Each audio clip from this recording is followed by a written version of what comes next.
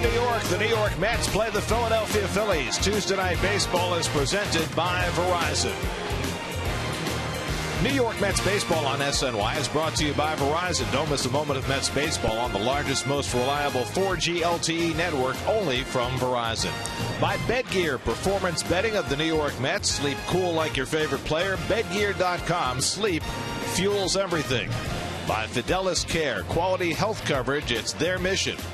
By Mazda, driving matters. And by Geico, over 75 years of savings and service. And a pleasant good evening, everybody, and welcome to Citi Field. Gary Cohen, Keith Hernandez with you tonight as the Mets play the middle game of their three-game series against the Phils. Mets won last night. They've won 8 of 10. Curtis Granderson hit a 2-run homer last night in the Mets' 3-1 win. And very quietly, Granderson has had himself a very consistent season at the top of the batting order. Well, he leads the team in games started, most games played. He's been a steady guy in this ball club. He's finally gotten familiar with the Met uniform in the National League. 22 RBIs in the month of August, 10 home runs in the second half of the season, 7 in this month. Also the 69 walks. He's tied for 9th in the National League. But most importantly, his presence in the dugout, his hustle. He never complains. He's always in the lineup. And there's the comparison, Gary, with the season at this point. Through 130 games last year to this year, he has just really turned it on, and I just feel just getting more comfortable in his clothes here and everything the Mets expected from him. Ahead in every category. He's also played a good right field for the Mets, so Granderson will be back in that leadoff spot tonight. Mets will have John Neese on the mound. John had a long run of quality starts, but the last 2 have not been good, even though he has not suffered a loss. Well, we'll cut him some slack in the 2 starts ago. That was in Colorado where he snuck out a win. But overall, John has been pitching very well for this ball club. Has had great success in 22 starts against the Phillies. He's 10-6 with a 2.97 earned run average. And as he did last week, Neese will match up against the veteran right-hander Aaron Harang. Well, 5-14 on the year. Has pitched well against the Mets this year, but he's got nothing to show for it. 0-2. He's 6-7 lifetime in 16 starts versus the Metsies. Mets have won 10 in a row against the Phillies. They try and keep it going against the last place club in the National League East. It's the Mets and Phils. All the action coming your way tonight on SNY.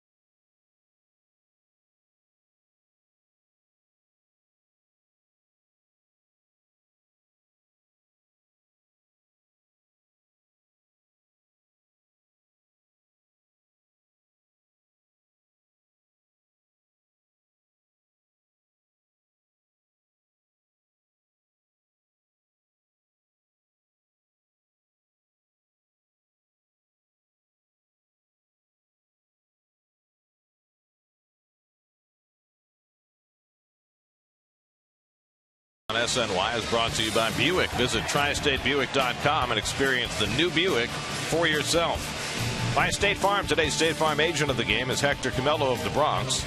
Contact Hector at hectorcamillo.com. And by Astoria Bank. At Astoria Bank, the difference is wanting to make a difference. Visit AstoriaBank.com.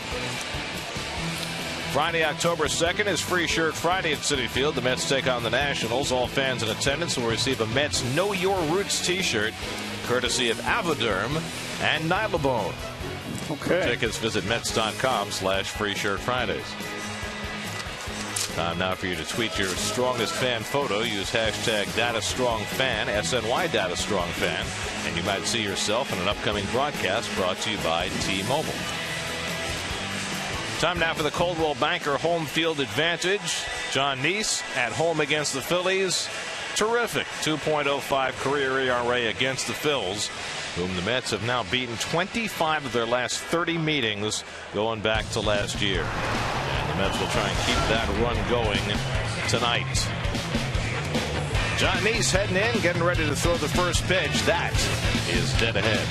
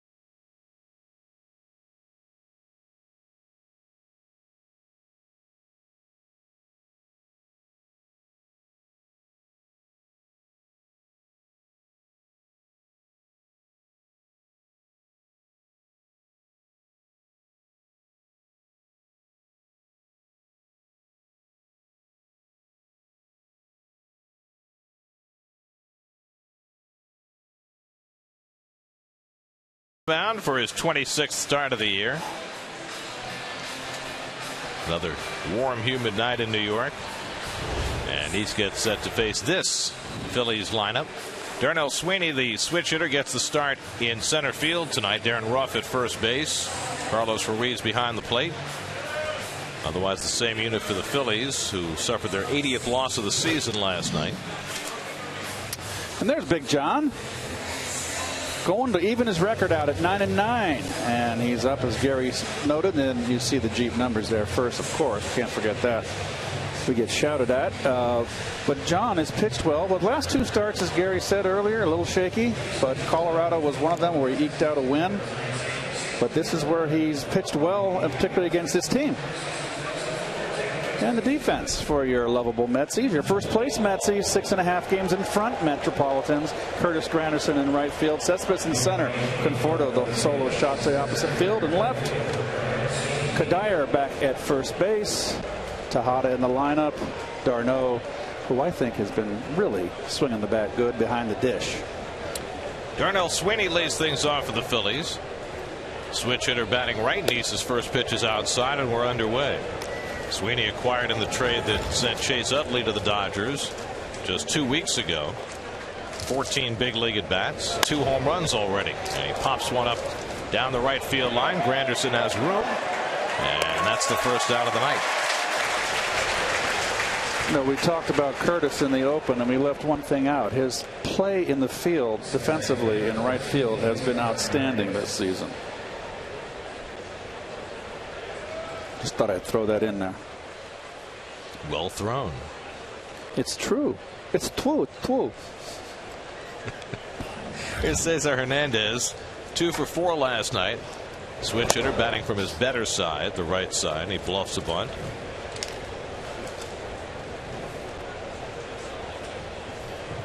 A little not so hot and muggy as it was last night, Garrett. A little more. Hot shot by Hernandez up the middle, and the Phillies have the first base hit of the night. Cesar Hernandez a 1-out single.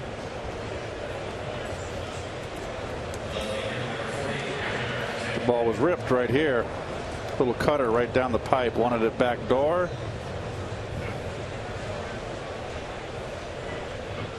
So 1 out and 1 on. Now Aaron Altair, the left fielder. Altair 1 for 4 last night. Neese's last start was against the Phillies last Thursday, and he had that one bad inning that has plagued John at times through his career. Gave up a 5-run third. Slowly hit. Can they turn 2? Tejada crossbody, and it's dropped by Murphy, and they get none. They were going to have to really rush against the speed of Altair to get 2, but the awkward toss by Tejada, Murphy couldn't handle it, and the Phillies have 2 men on. Well, it's going to be E6. This is not a good feed to Murph. And I understand the urgency to get it to Murph, but that's not a good throw. And you always want to make sure of the lead out.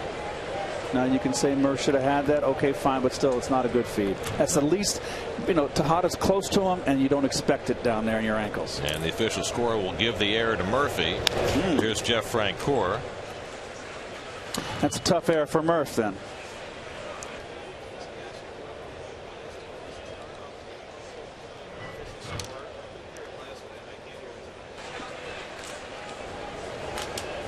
Jeff Francoeur 0 for 4 last night. Came up with the bases loaded in the 9th inning against Jeurys Familia and hit into a double play.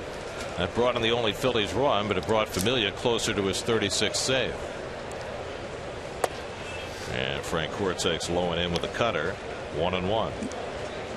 Bartolo Colon pretty much had his way with Francoeur last night. 0 for 3 against Bartolo, who threw a really wonderful ball game. It seems like everybody's stepping it up, Gary, in this rotation. Lined right back to Nice. A chance at second, and scooped out of the dirt by Murphy for the double play. Well, Murphy dropped one throw and saved another. It's a 1-4 double play. Hernandez doubled off to get Nice through the first inning. Well, there's your redeemer.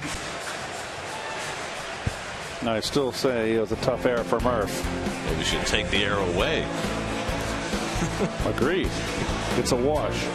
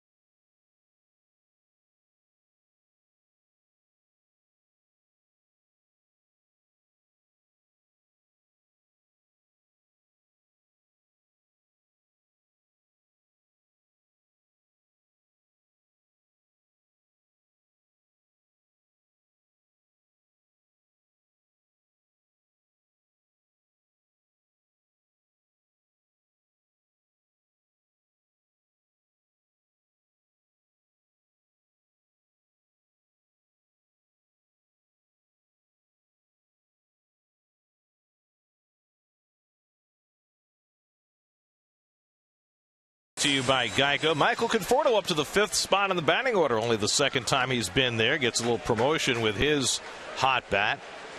Michael Kadire gets a start against a right-hander. That's not always the case. Murph moves over to 2nd. We've already seen him in the field tonight. Aaron Harang on the mound facing Curtis Granderson, who takes a first pitch fastball for a strike. And there's Aaron Harang. There's your Toyota numbers right there. He's 1-11 with an ERA of well over 6 in his last 15 starts. So he's been having a tough time. However, he's only given up, not allowed more than 1 earned run in any of his last 4 starts at Citi Field. So will the real Aaron Harang please stand up? Well, his last start against the Mets and Nice last Thursday, he had a 5-0 lead. And the Mets came back and tied the game against Harang in the span of 2 innings. Home runs by d'Arnaud, Cespedes, and Kelly Johnson. Granderson hits one out to center field. Should be playable for Sweeney. And he goes back to get it for the first out. A quick look at the Phillies defense. That's brought to you by Coors Light. Sweeney gets the start in center field. Galvis, Hernandez, Blanco, Ruff at first base did not play last night.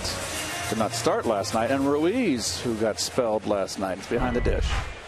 One of the few remaining veterans on this team, he and Ryan Howard. Here's Yoenis Cespedes, who is in a bit of a skid now, 0 for his last 14. His 29th game as a Met. Had a big month of August, as did the entire Mets team. Mets won 20 games in the month, 20-8, their first 20-win month since August of 2000. You gotta love those. They outdid their April. Cespedes led the National League in total bases in August, 65 total bases.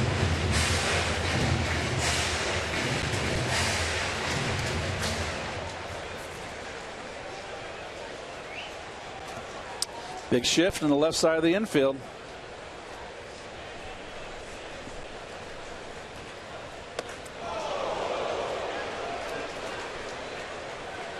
One and 2 to Cespedes.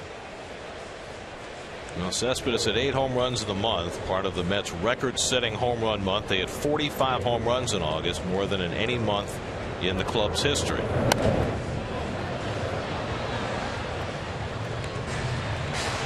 I always like it when Cespedes uses right center field. If he uses right center field, then they're not going to be able to play the shift. But he likes to pull the ball. He takes a big rip every time at the plate. 1-2 from Harang, and Cespedes foul tips it. It's held by Ruiz, and that's the second out. First strikeout for Harang, who didn't strike out a single batter in 6 innings against the Mets in his last start. You can get Cespedes upstairs with good fastballs. He tends to chase. So 2 out and nobody on. Now Daniel Murphy. Murphy, after a red-hot road trip, just 1 for 12 on this homestand, 0 for 3 last night.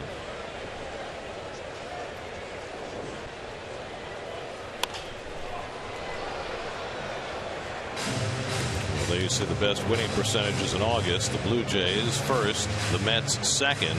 The rest of the National League East was 43-71, a .378 winning percentage, which is why the Mets have a 6.5 game lead. That's all presented by DraftKings. Play daily fantasy baseball for free on DraftKings.com. Enter promo code NYM for free entry. Well, I think you could make a very strong case in a court of law, Gary, that the worst division in baseball is the National League East. I think that would be a pretty easy case to make. You add up all the 1-loss records and shake them out in the wash. Well, it's a very subpar year for the Nationals. Their backs against it, boy. Murphy pops it up. Should be easy for Blanco. And the third baseman squeezes it to retire the side. Mets go 1-2-3. No score after 1.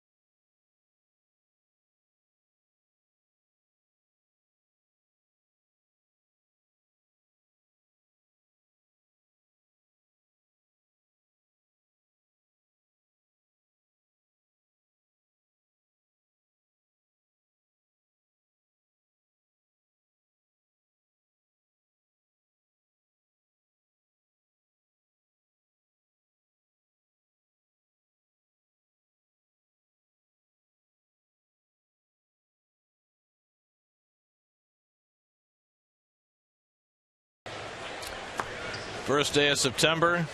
Another gorgeous sunset. Beautiful. New Jersey and beyond. Is there anything beyond New Jersey? Sure. I don't want to negate your birthplace or anything. But you know, we're a little New York centric here. Darren Ruff leads off in the second inning. Takes the curveball low and in 1-1. Ruff hitting just .235, but .365 against left-handers, and 4 of his 6 home runs that come against lefties. And he grounds one toward the middle. Tejada with the sit spin, up and firing to get him. Beautiful play, Ruben Tejada, 1 man down. Well, Ruben has been inspired. His play has been really solid, particularly in the field. He has been consistent, and that's all the Mets have really asked of him. And anything he brings offensively is a bonus. And he has stayed focused for, the second half of the season. He's been terrific. Mets have had a number of guys whose playing time has diminished with the additions that they made in late July, and whose production and performance has improved. And Tejada is in that mix. Andres Blanco, switch hitter, batting right, and he pops one up into shallow center where Cespedes patrols. And quickly there are 2 out. Follow the Mets at wherever you are with MLB.com at Bat, the #1 app for live baseball. At Bat is up to the moment at any moment with in-game highlights, look-ins, replay reviews, radio broadcasts, StatCast, and more. Get MLB.com at Bat for your smartphone or tablet. John Neese has faced 6 batters, thrown only 13 pitches. Now he faces Carlos Ruiz, whose playing time has diminished as the year has gone along. Ruiz now 36 years old. He and Ryan Howard, the last remnants of the Phillies 2008 World Series title team. It's not been a good year for Chooch, but he's hitting .333 against lefties. So he's in there tonight against Neese. And he gets jammed and fouls it off 0-2. Old Chooch was the unsung hero of those Philly championship teams in that great run they had.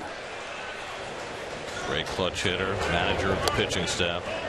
Very involved with the pitching. This is the spiritual leader of that team. He's getting on in years.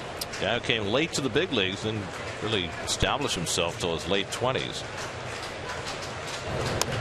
Little dribbler, and Neese comes off the mound to get it and puts the tag on Ruiz to end the inning. A very strong start to this game for John Neese. He's gone through the first 2 innings with just 17 pitches. Middle of the second, no score.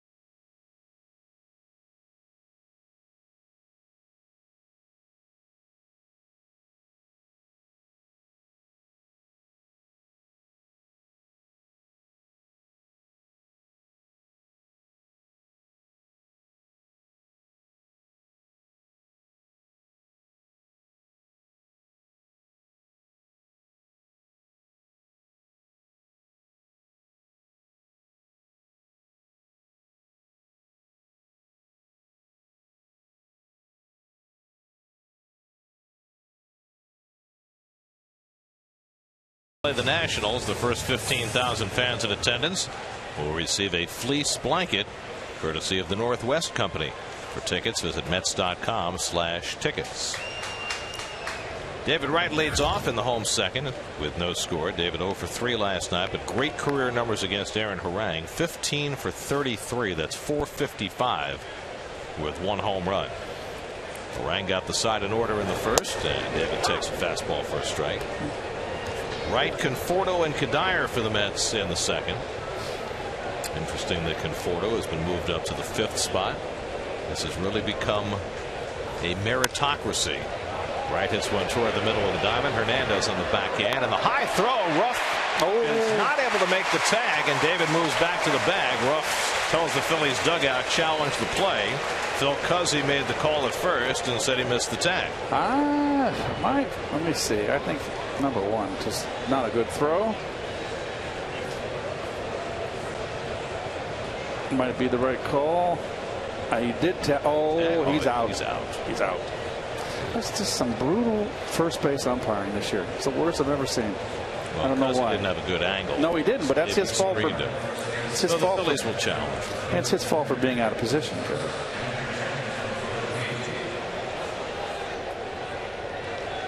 So the play and review is brought to you by Mazda. Driving matters, and as you can see there, Ruff clearly made contact with Wright, and David, I'm certain, will be called out. Should not take the replay umpires too long. Hunter Wendelstedt and Dana DeMuth's crew are in the replay center in Chelsea, and indeed they have returned the call. That's right. Probably so. Jerry Davis, right there, the crew chief, we just saw make the out call. Jerry, one of the few umpires remaining that was around when I was playing, and Jerry's got second base today. So that takes an error away from Hernandez, makes it a 4-3 putout for the first out. There your umpiring crew, Jim Wolf, whose brother is back in the big leagues pitching again, Randy. He's got the plate today. Phil Cuzzi at first, Jerry Davis and Will Little. Got the neon shoes on. Well, his future's so bright, might as well wear neon shoes. Those aren't color coordinated. I mean, if they were neon blue or neon orange, I can accept it. But where's the green in the uniform? Or the yellow, for that matter? As long as he hits the ball hard like that, why do you care? Conforto 2 for 2 last night, and a base hit his first time up tonight. And Mr. Conforto has rediscovered left center field. Home run last night to left center field. This is what I saw in spring training. On top of the ball, line drive hitting. Just a bullet. He's been getting in the habit of getting little under pitches lately, and he's just starting to get back on top of the ball and hitting the line drives. This was a huge pickup. Nice draft. Oh, are they teeth? Shark's teeth. Michael Kadire fouls one off.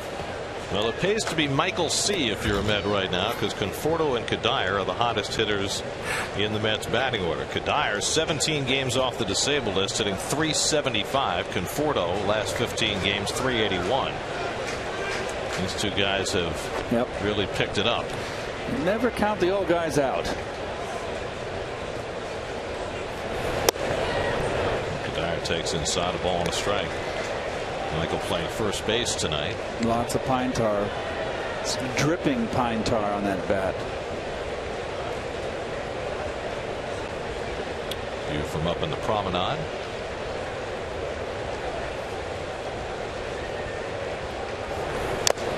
Well, the Mets added 7 players today with the rosters expanding.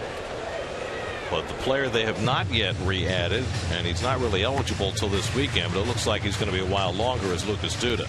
So the Mets are still playing mix and match at first base, and Kadire and Murphy have been sharing the playing time there. Here's Kevin Plawecki and Eric Campbell and Kirk Neuenhuis all back today. The only guy who joined the team today who's not been with the Mets this year is a guy who was here the last 2 years, and that's Eric Young Jr., whom the Mets acquired in a trade last month. Well, both Neuenhuis and Eric Young will give Mets a little more speed and a chance for Terry to pinch run late in the ball game.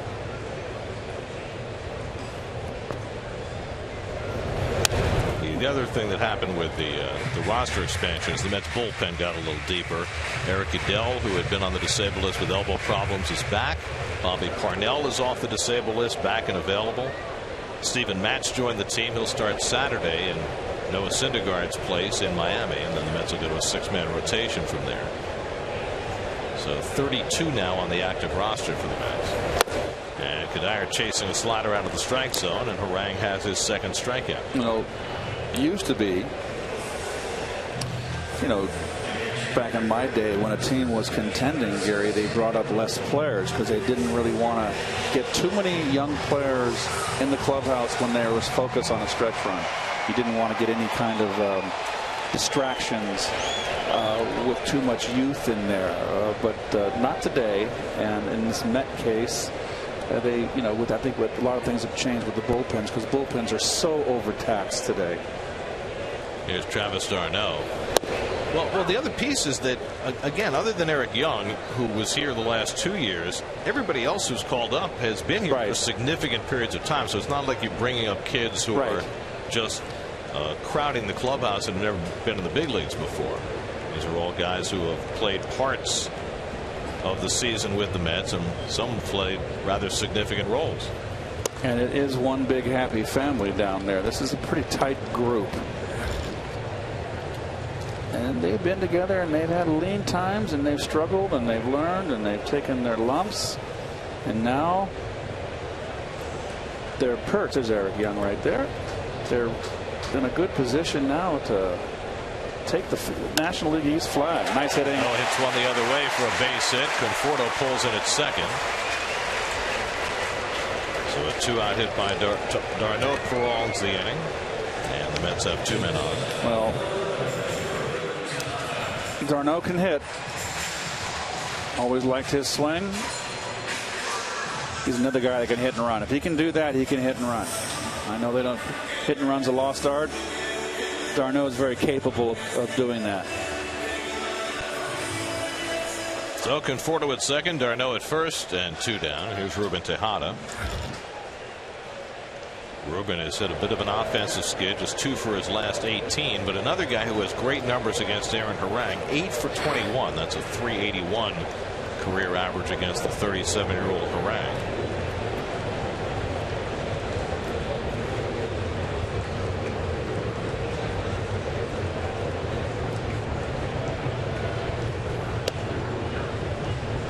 Slider for a strike.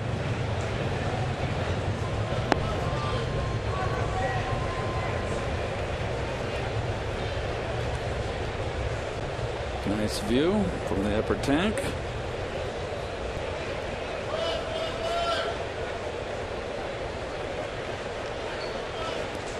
Not as upper used to be. You know what I mean? Well, Shea was the tallest, had the highest upper deck in the National League. I know that. We get the Shea Stadium upper deck feeling when we go to Washington. Yes. Where we sit at the top of the ballpark. Very much the kind of view we used to get from the upper deck at Shea.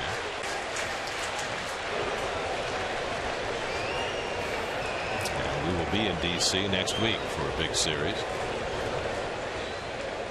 The Nationals, meanwhile, lost a horrendous game last night to the Cardinals.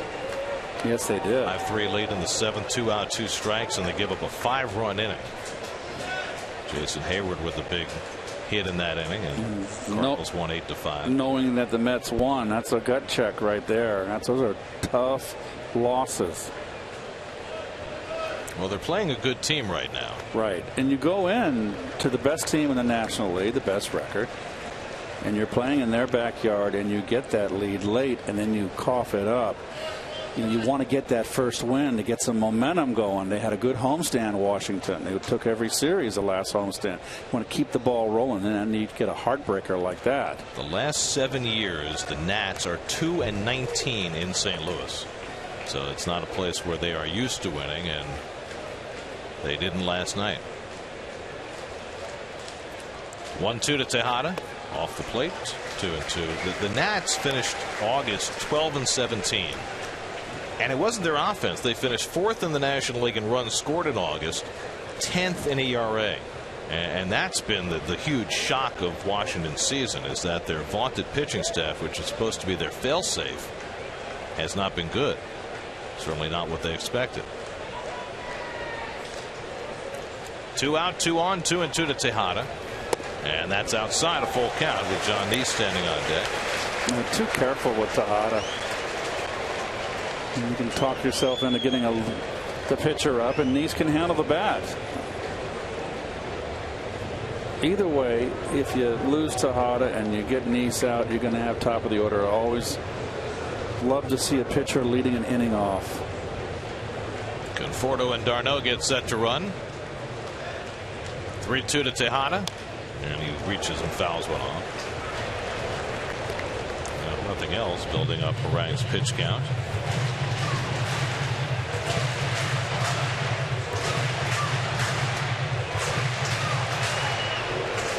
Orang had a great year for Atlanta last year. 33 starts for the Braves, 3.57 ERA. It's been a very different year for him pitching for the Phillies in a much more hitter-friendly park. Yep, and he's a fly ball pitcher. Tejada lifts one to right, and Francoeur moves over. And that retires the side. 2 hits and 2 left. After 2, no score.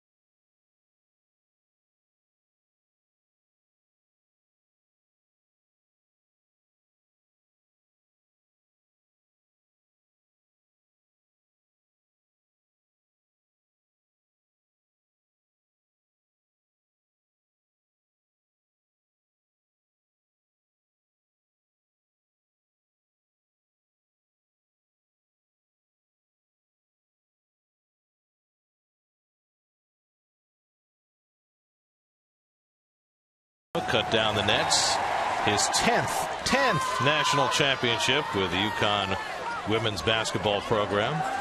And Gino threw out the first pitch here at Citi Field tonight. He's standing by with Steve Gelbs, whose report tonight is brought to you by StubHub. Steve? Gary, he threw out the first pitch, and he threw a perfect strike, by the way. And I know you've been in some high leverage situations before. Where did that one rank up, and how much practice did you have going into it? Buddy of mine, we threw a little bit the other day.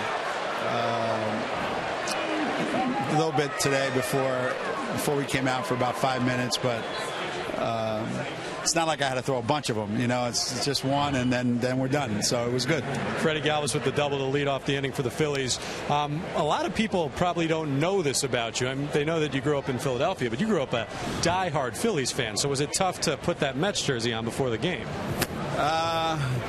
You know, not tough in the sense that you know, it's not the same Phillies that I grew up with, obviously, and lots changed. I still follow them, but they nice enough to give me the jersey, so I took number 20. Mike Schmidt was my favorite player growing up, so it all worked out. It's a beautiful uniform. I got to tell you, it's really nice that they would do that. Gino, 35 years as Horan gets the sac bunt down and Galvis moves over to third, but 35 years since the Phillies won their championship in 1980.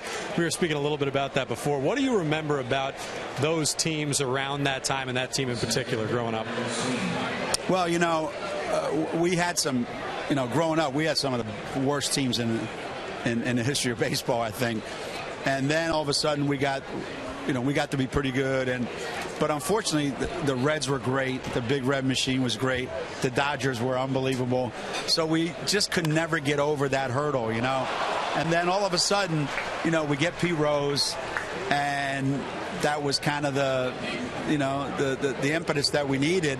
And we already had like some great players, Mike Schmidt, Greg Luzinski, and Larry Boa, who's coaching, and just a lot of unbelievable players. But 1980, I think the people in Philadelphia felt vindicated for what happened in 1964 when we thought we were going to win the pennant, and we didn't. But Philadelphia is a baseball town, but right now they're falling on hard times. But when I was a kid, I'll tell you what, every kid in the entire Philadelphia area was glued to the TV. Darnell Sweeney's base hit right there puts the Phillies up 1-0. You've spoken often, Gino, about how you draw your coaching techniques from watching other sports as well, and what you gather from other coaches, different sports. So who are the guys that you watch that you kind of try and draw from, and is there anybody I should say in baseball that you take something out of? I think baseball is a much more individual game. I mean, I know it's a team game, but baseball is a stats game. How many home runs did you hit? What's your batting average? How many RBIs do you have? Whereas I think basketball and football are more championships. Like you're measured by championships. So in baseball, it's a lot more difficult. I think baseball, there's so much time between what's happening. But for me, I love watching guys play who always seem to, like I remember watching Derek Jeter play, right? And Pete Rose was the same way. They knew where the ball was going to be before it got there. They were always in the right place at the right time. They always knew where to hit the ball. They always knew where to throw it next. They just seemed to have another sense. And you learn a lot from watching players like that. Gino, let's talk about your team, your upcoming team this year. 3-time defending national champions. I know that you have 3 girls on the team that have a rare opportunity right now to become the first Huskies ever to win 4 national titles. And for a coach like you who's accomplished so much, is that something that you look at as kind of another level? Is that something that you really want for these girls? And aside from that, just what can we expect? I know you've got a great freshman class coming in as well. Well, you don't get a chance to win 4 national championships in a row when you're a college player. On the men's side, you're never there 4 years. If you win the first 2, if you win the first one, you might be gone. So some of our players, Breanna Stewart, Mariah Jefferson, Morgan Tuck, they're in a position to be able to do something that no college player has ever done, and that's win 4 national championships, much less 4 they won 4 in a row. Maybe a 5th-year player can, skip one or whatever. But this year, they're all back. There's not going to be any complacency, simply because we do have a piece of history that I think we're chasing. And the pressure's always there. Everybody's out to beat us. Everybody knows that. But that's why you coach at Connecticut. That's why you come to Connecticut. And I was talking to our baseball coach the other day about how to be really good when everybody wants you to be good. Jeff Francoeur looking pretty good right there as he singles home another run. So it's 2-0 Phillies here with 2 outs. Just to finish what you were saying, though, Gino? Jeff Francoeur came up to me when I was down on the field, and he went to rival high school with Maya Moore. And we were talking a lot about Maya. He's a great basketball fan. But we got two guys playing in the Mets system. Vinny Sienna from UConn, who made the All-Star team this year. L.J. Mazzilli. So at UConn, I think we've become the kind of school where championships and being great is kind of the expectation now.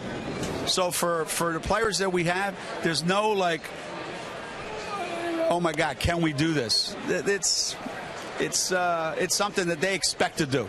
Right. And I'm going to enjoy it. This is going to be one of the most fun years that I've ever had coaching at Connecticut, simply because we have an opportunity to do something that's never been done before. Well, Gino, enjoy the rest of the game here. It's been fun catching up for a little while. Good luck on the upcoming season. And with first and third, 2 outs, 2 across, let's send it back up to the booth, guys. All right. Gino Auriemma, who has enjoyed success unprecedented in his sport. 10 national championships, including the last 3. That's pretty amazing. Fathomable in this day and age. It's Wooden-esque. 5 perfect seasons. I don't care what league you're in. That's not easy. Meanwhile, Neese trying to put the doors on a big inning, and Ruff hits one down the line, headed toward the pole. That ball is out of here. Darren Ruff, a 3-run homer, and it's like deja vu all over again for John Neese. He gave up a 5-run third inning in Philadelphia, capped by a Ruff home run. And now he gives up a 5-run inning against the Phillies again. And again, it's Ruff who puts on the capper, this time with a 3-run homer, his 7th of the year. Getting hurt, Gary, on throwing the little soft breaking ball. The base hit by Francoeur was a lazy curve, and this one was a lazy either curve or slider. Full extension, out over the plate and down. So not getting the velocity, the crispness on the pitch. So it's the 3rd straight start that Neese has given up 5 or more runs. Colorado, Philadelphia, and now the Phillies again. Well, there it is, right inner half and down. That's a strong man right there in Darren Ruff. Andres Blanco takes a strike, and it's 0-2. So for John Neese, who for 3 months was a guy who was stitching together quality start after quality start, all of a sudden, late August, early September, things have changed. Cespedes is there to grab Blanco's fly ball, but a very damaging inning for John Neese and the Mets. Ruff caps it with a 3-run homer, and the Phillies lead 5-0 in the 3rd.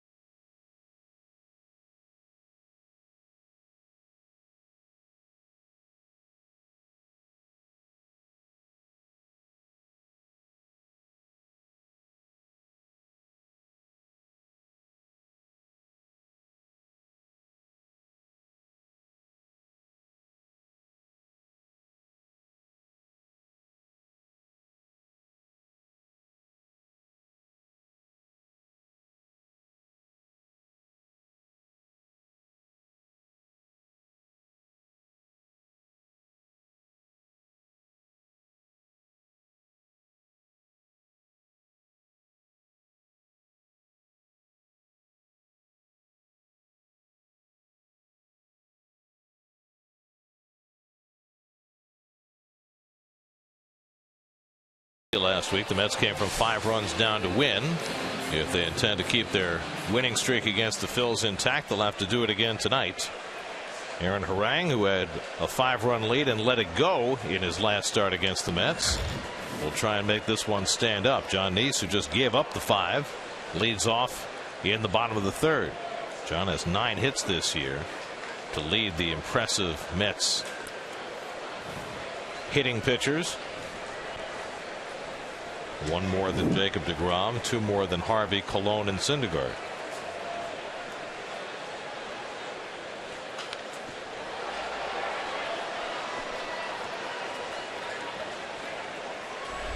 Curtis Granderson on deck, then Yoenis Cespedes for the Mets in the third.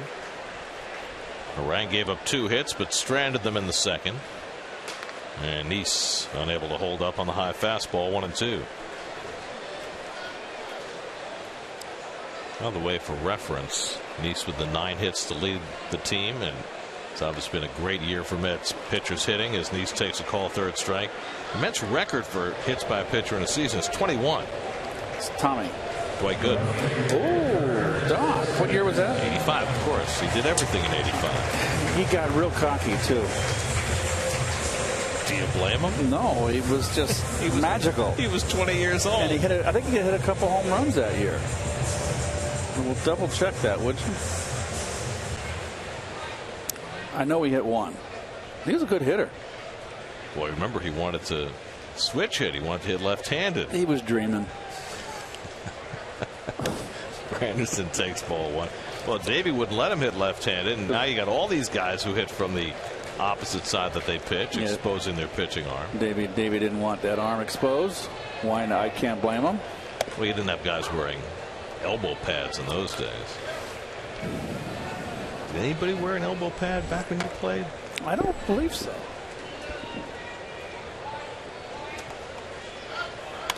Granderson hits one down the line, slicing, and that hits the top of the fence in foul territory. So it's a foul ball.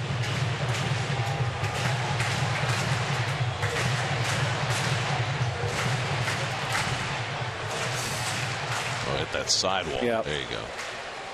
Nice effort, sir.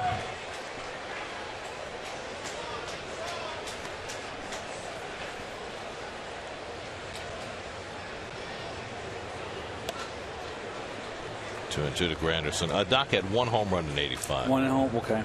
8 for his career. City Probables tomorrow. Matt Harvey against the impressive Phillies rookie Aaron Nola. Will be our first look at him. Granderson to deep right center, but should be playable for Frank Core. He just missed that one. 2 out. Curtis has been just as consistent as can be. Just got under it. Say what that gum he chews, wears it out during the game. So 2 out and nobody on. Now Yoenis Cespedes has struck out his first time up.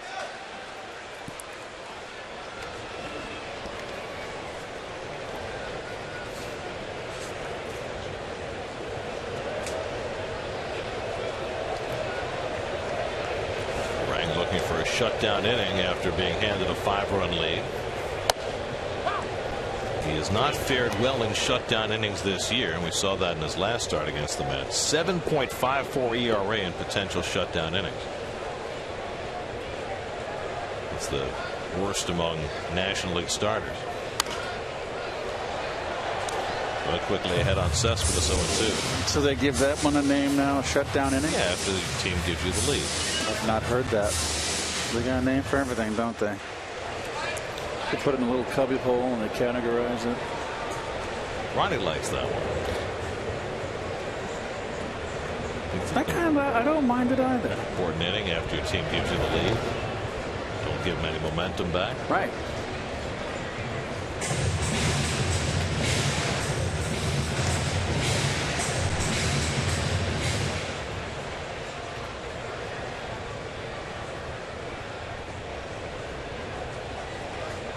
Cespedes trying to snap out of an 0 for 15 skid.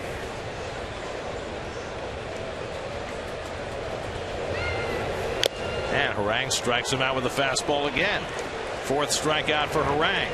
He's got 3 scoreless innings under his belt, and the Phillies have a 5-0 lead going to the 4th.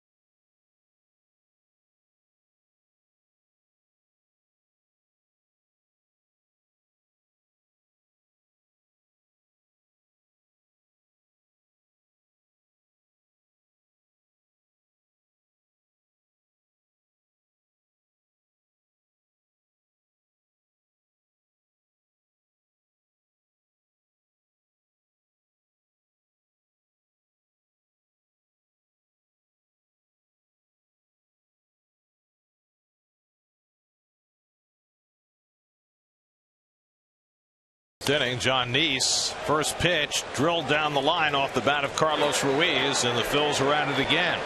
Freddie Galvis hit the first pitch of the 3rd inning for a leadoff double. Carlos Ruiz hits the first pitch of the 4th inning for a leadoff double. Ball's up and down the middle.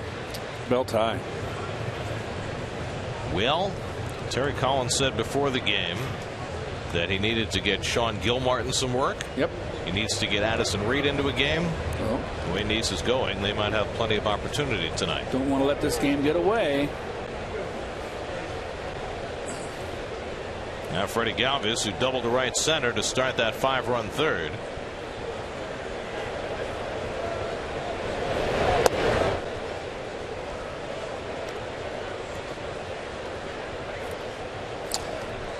How do you explain John Neese's season? Didn't get off to a great start this year. Hit his stride in May. That's hit sharply. Tejada on the backhand. The runner will hold. And Galvis out at first. Nice play by Tejada. Went away. He got into a great groove through the middle of the season for 3 months. Every time out he was pitching an effective start, if not necessarily a winning start. And now over these last 3 or 4, he seems to have hit a wall. Well, John comes into this game lifetime career 60-60, and it's like a 500 pitcher. They have their ups and downs here. Goes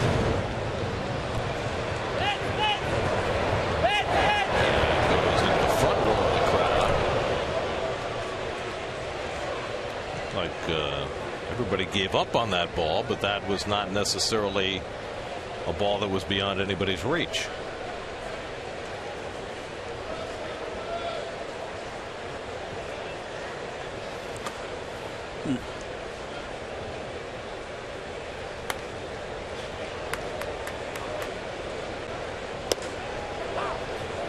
Cutter on the outside corner, and it's 0-2.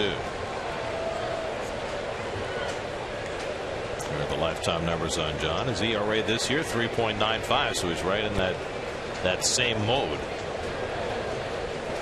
A little further outside to Harang, who's having one of his better hitting seasons. Harang has 7 hits this year. Lifetime average right around 100.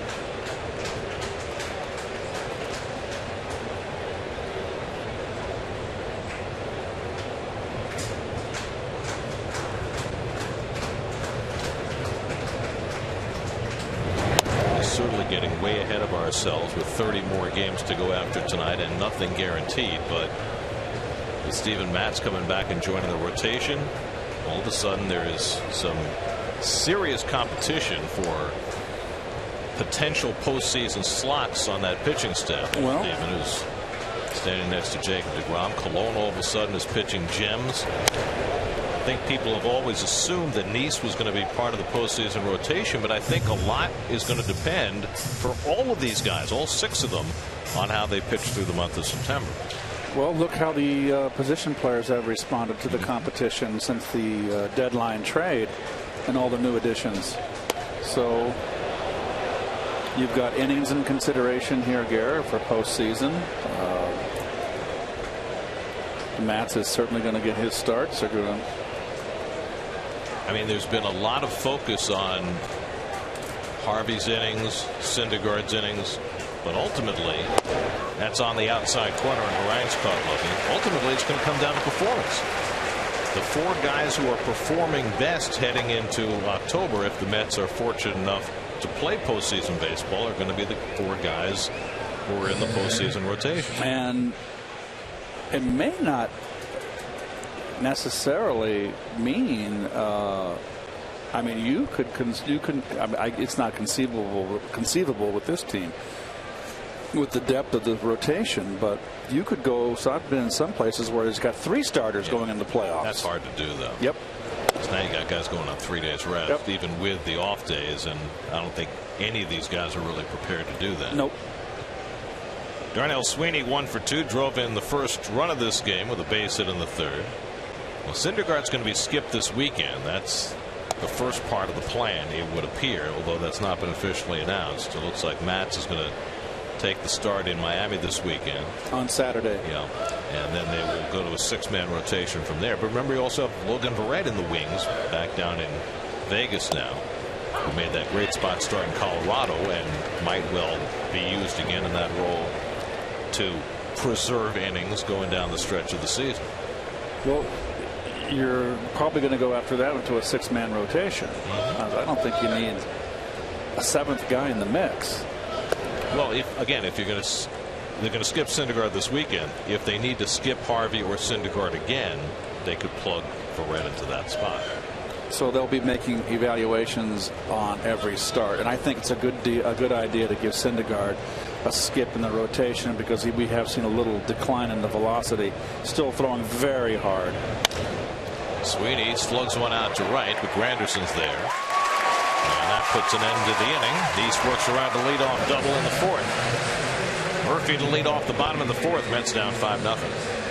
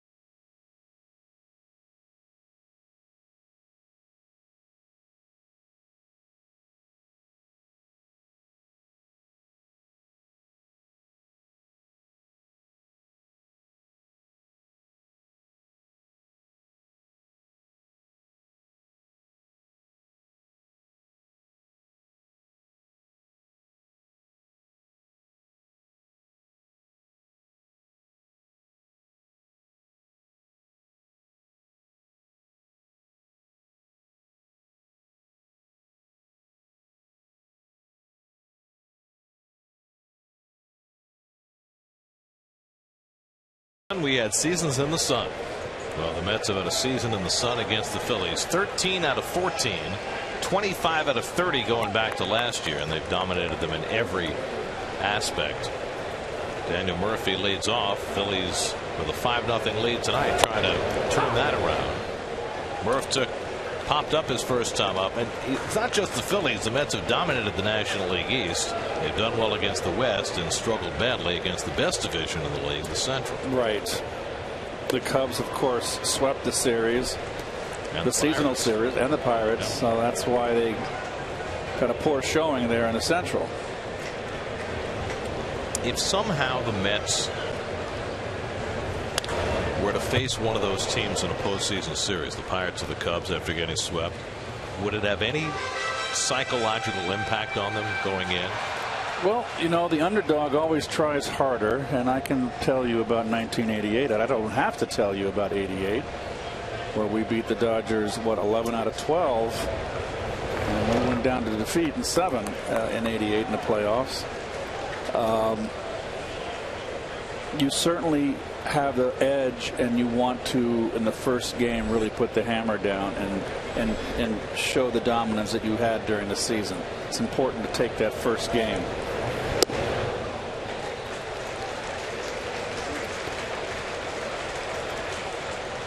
So can you be overconfident when you've dominated a team during a season series? I can tell you Blanco backs off to play the hop. Throws that Murphy one away. When you get into playoffs, and you know, back in my day there were only 2 teams.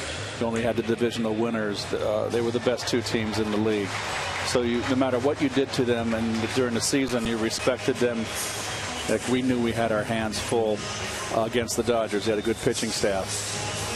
With the wild card, you know, I did not have that experience. But I don't think anybody takes anything for granted when it comes to the playoffs. The pressure is in the playoff games, Gary, because if you don't advance in the playoffs, you don't go to the World Series, and that's the ultimate goal, is to get to the World Series. So you think there's less pressure once you get to the World Series? I think there's just as much pressure. I felt more pressure in the World Series, but you played against familiar teams when you were playing in the playoffs. So I never liked facing in the World Series guys that were in the American League. There was no interleague play then, and I never faced those pitchers. You really had to just get there and pretend like you had an 0-2 count on you every pitch. You needed video. One to right. And again, I remember with Red Changes, I had a conversation with Red. When you start getting into the World Series, it goes, they're two best teams in baseball. It's going to be competitive.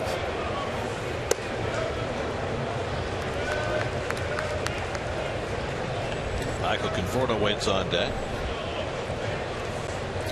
I think that anybody that plays the Mets is going to know that they're going to have their hands full. It kind of reminds me of 86. There's tough. Yeah. We knew we played Houston with that pitching staff with Scott, Ryan, and Nepper that 108 wins didn't mean diddly. You know, we had to get by them. And you think teams are going to feel that way about Harvey, DeGrom, yes, Matt Syndergaard? I sure do. Beautiful stop by Hernandez, and he throws out right. One of those guys named Hernandez who can play defense. Well,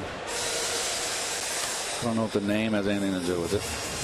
But yes, I think that they know that they're going to have their hands full with that starting rotation that the Mets are going to bring, you know, if the Mets win the division.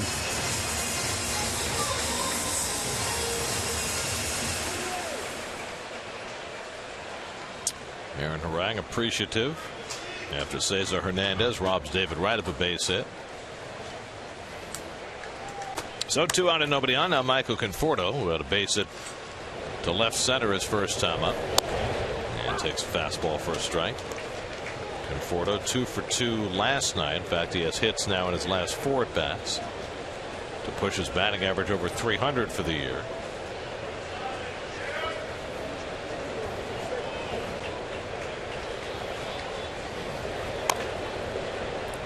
Noped foul, and it's 0-2.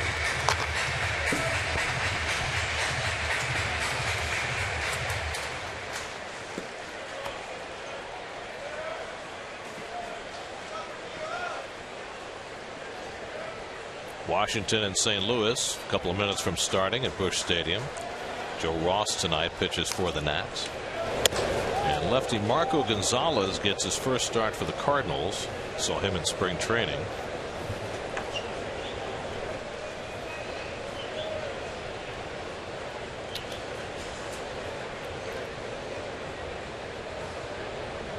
One-two to Conforto. And that's inside. What did you lose? I lost my black pen. It just pulled a disappearing act on me. I've been looking for it. I got my blue, my purple, and my red, and I can't find my black. Maybe the kid caster took it. Oh well, it'll turn up. It's got to be here. It can't walk away. Conforto gets jammed and flies one out to right center. And Sweeney is there to grab it. Side retired. Tough night for the Mets so far. Down 4-0. Even the third base coach having his difficulties. E3B coach.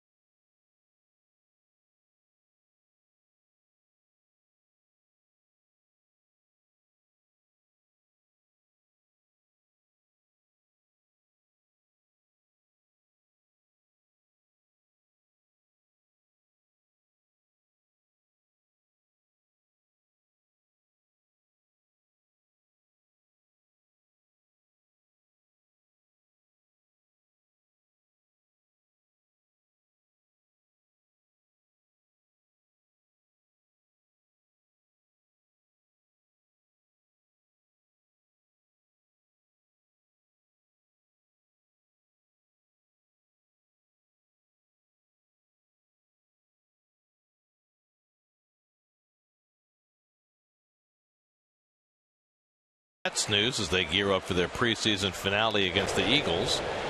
Push bunt, Nice from his knees, and a nifty toss to get Cesar Hernandez. That required some fine improvisation on the part of John Nice for a very tough first out. Nice backhand, beautiful play, and makes it easy. Being left-handed made it an easier throw for him, but just a beautiful play by John. Remember, following through. Well, he basically is coming straight in. Wasn't following through towards the third base side. Just a nice defensive play. Athletic. Look at that. Mets have really got some pitchers who can field their position. And Nice is one of those. So 1 out now. Aaron Altair. Well, there you go. Being left-handed, it makes it a little old submariner he gave him. Nice throw.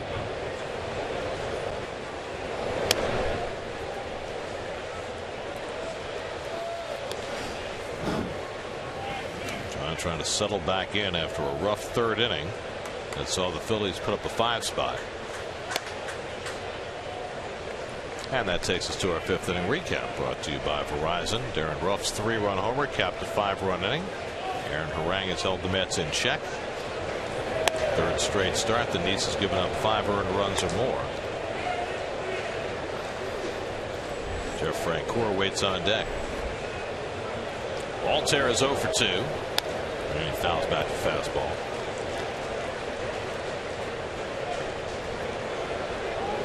John making his 174th start for the Mets tonight. That is 10th on the Mets all-time list. They add up. 2008 he made his major league debut. It's a long time ago. He's been a mainstay in this rotation ever since.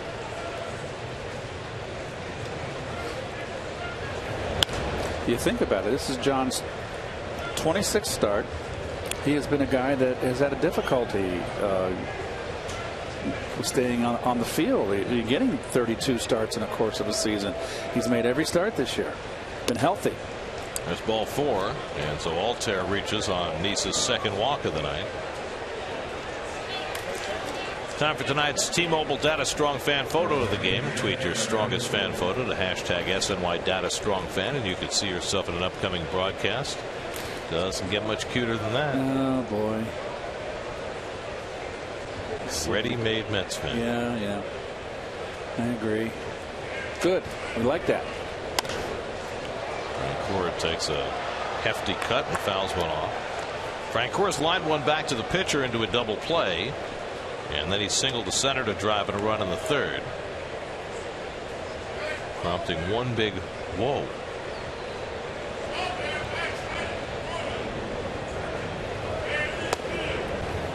One and 1 to Francoeur. I couldn't tell who said whoa when Francoeur got the base hit.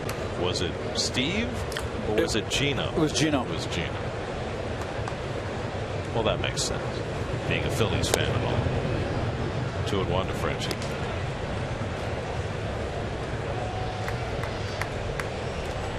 Darren Ruff, who had the 3-run homer his last time up, waits on deck. Popped up to Dyer over for a look. Well, that'll be back in the crowd.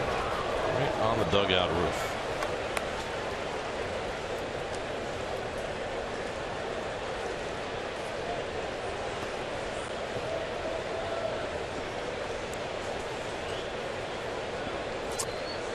So the Braves are getting hammered again tonight. 3-0 Miami in the 4th. Well, it's not exactly getting hammered, but you know. Runner goes and it's pulled foul. But the Braves have been losing every day now, 12 of the last 14. Oh gosh, they've been awful, going through a terrible stretch. And last night Shelby Miller didn't get a win for the 19th straight time. It's hard to do. 7 innings, 1 run, no win. Through his 19 winless starts, he's 0-11. His ERA is only 3.13.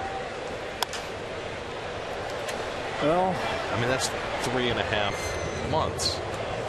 Yes, it is. It's very frustrating.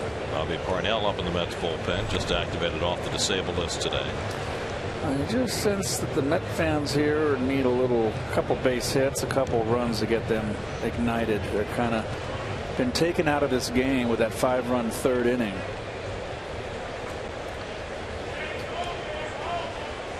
And after this one, we're halfway through. The Mets got to get it going. Again, Altair runs. Francoeur strikes out. No throw. Altair steals his second base of the year. And there are 2 out in the inning. Slider down and in. Chasing. He just left. He took a chance that Nice was going to go home. And when you do that and you're on, you make the correct decision. It's hard to throw you out.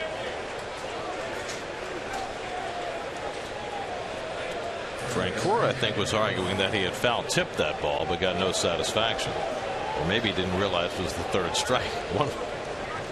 One way or another. It's Larry Boa right there on the phone.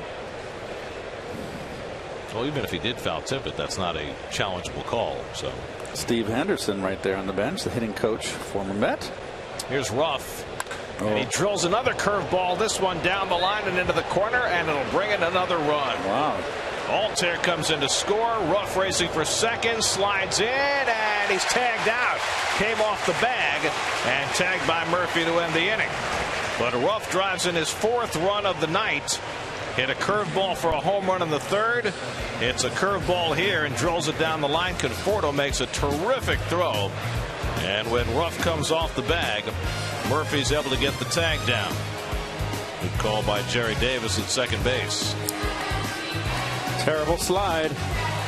Could put the sliding pads on him and get him out in the outfield and practice.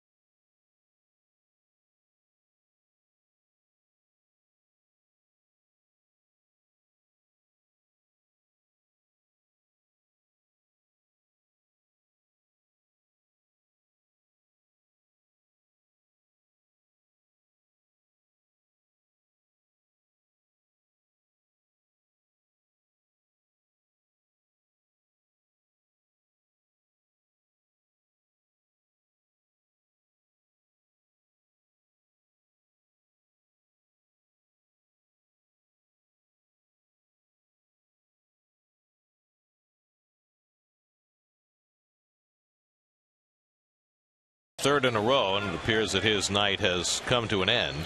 Michael Kadire leads off in the home 5th. Well, home run, Jerry, you said on the curveball the prior at bat, and it leads him off with a curveball, and he rips a double. John was very angry with himself in between innings, folks, and I think he said something that's like stupid pitch or something, or stupid me. I'm sure it was about his pitch selection right there to Ruff. John's always been tough on himself.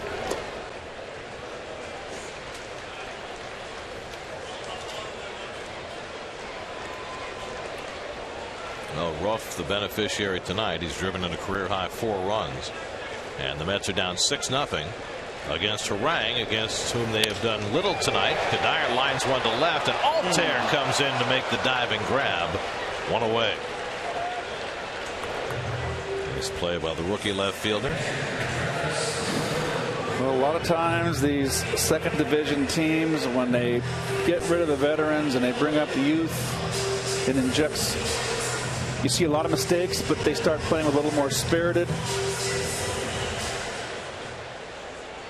We saw that with the Red Sox.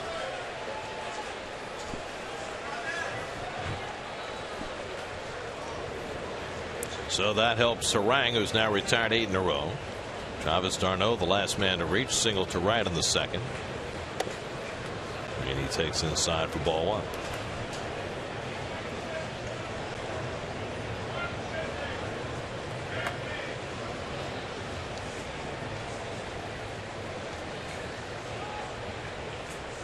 .37-year-old Aaron Harang pitching for his 8th different major league team.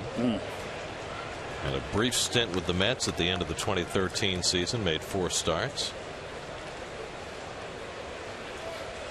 Came out of San Diego State, and he's had some tremendous years back when he started with Oakland and then particularly in Cincinnati. But he's persevered at a time in his career when, some are packing it in. Well, he used to be a very hard thrower. I remember watching him pitch in Oakland earlier, and I was very impressed. But he's, it's a long time ago.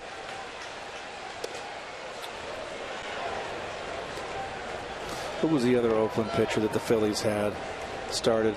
They brought over Blanton. Joe Blanton, I thought, had great stuff early in his career, hard thrower. And they lose a little bit of that mileage, and it makes a big difference. Full count to d'Arnaud. Ruben Tejada waits on deck.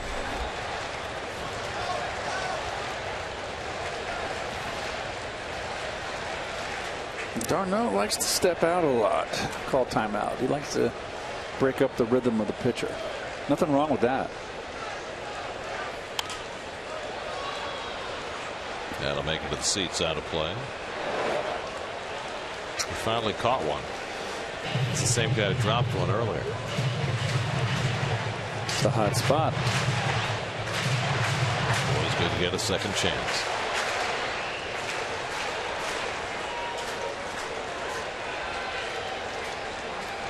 Everybody deserves a mulligan at some point. And d'Arnaud has to lean out of the way, ball 4. So there's the first walk of the night issued by Harang.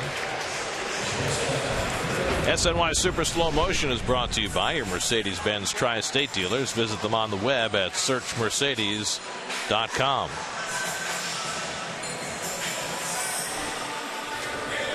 Now Ruben Tejada with 1 out and 1 on. Kelly Johnson has come out on deck. He'll bat for John Neese. So Neese's night appears to be done after 5 innings, having given up 6 runs and 7 hits.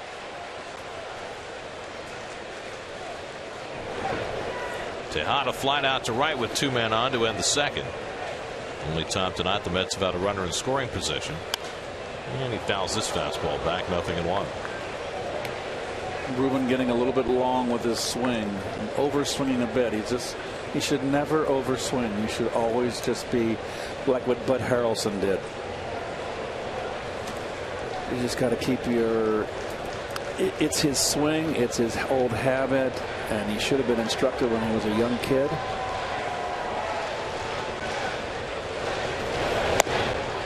And you remember, right? Buddy Harrelson knew that Buddy wasn't going to hit a lot of home runs, and Buddy was a guy that sprayed the ball around the infield. Could bunt, could hit and run. So when you don't have power to make yourself a complete player, as complete as can be, and effective and an asset, you got to do the little things. I mean, it's all in the batting cage.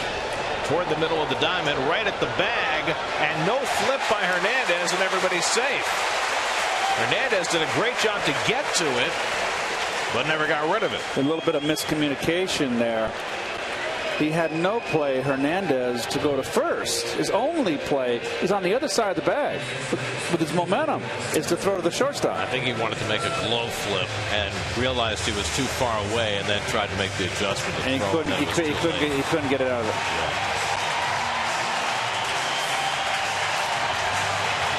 So the Mets have a couple of men on. That'll be an infield hit for Tejada.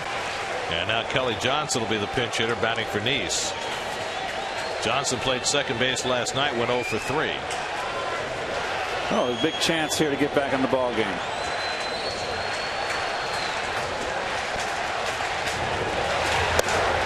And Ryan misses away for ball 1.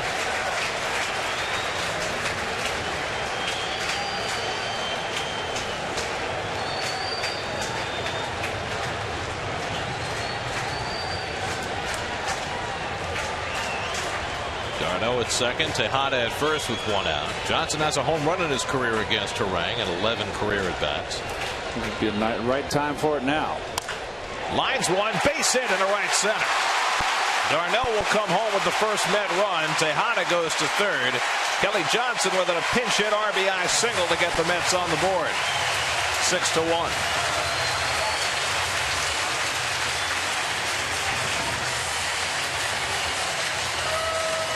Mets taking advantage of misplay in the field by Philly. They can't give the good teams the extra out. And the Mets are in business here to keep this going, to keep it going. And Tejada nicely done here on a soft liner going to third. It's his play, his read. Never looked it tough. Little off-speed pitch out in front, kept his hands back. That is a pitcher's going to have to shake his head there and go, gosh, I make a good pitch. I got to get the base hit. So the Mets scratch for their first run of the night. Now the third time around the batting order. Curtis Granderson is 0 for 2, a pair of fly ball outs. Curtis takes a fastball for a strike.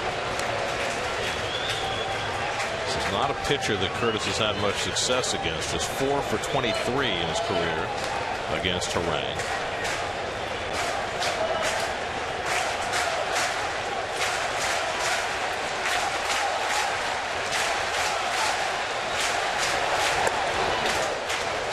Strike for Granderson with Cespedes on deck.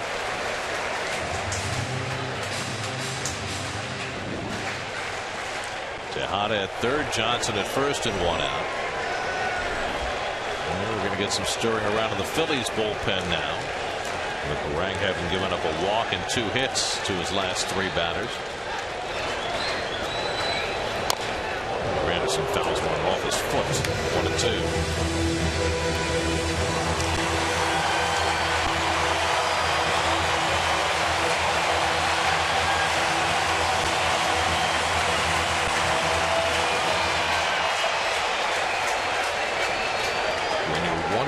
In your last 15 starts, your first priority is to get through the 5th inning.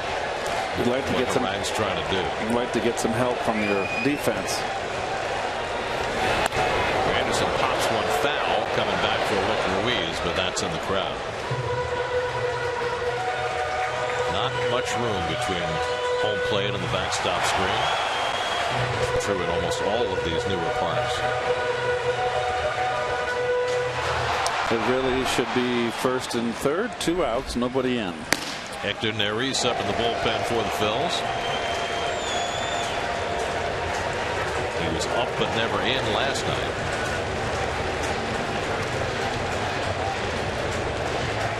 Harang ahead on Granderson, 1-2. And Curtis dribbles one. Ruiz out to get it. A run will score. And Granderson out at first, but Tejada comes home with the second run of the inning, and it's now 6-2. It's a pretty good read by Tejada. Well, it's a contact play, and Curtis not happy with himself. He gets an RBI there.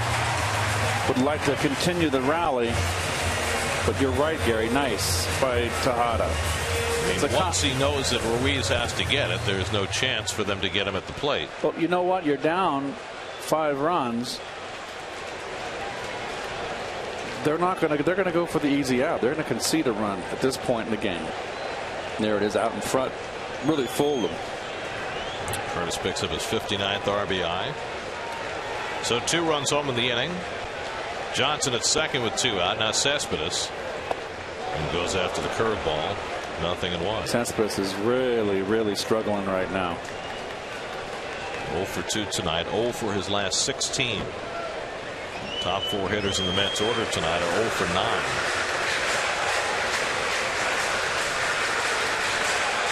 We've gone to the second inning in St. Louis. The Nats and Cardinals no score. Washington had won 6 of 8 going into that series before losing last night.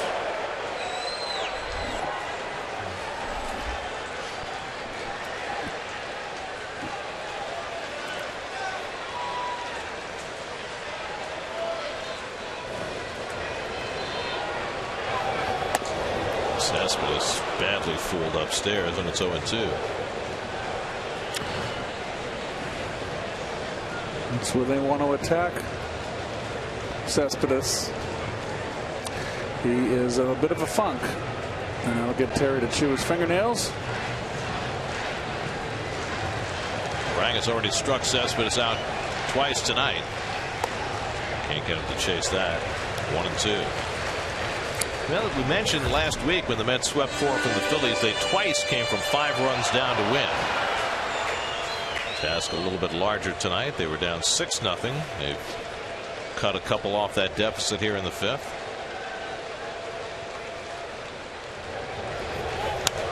When you have done it against a particular team, especially recently, come from way back to win, does it give you a different sense when you get in this position?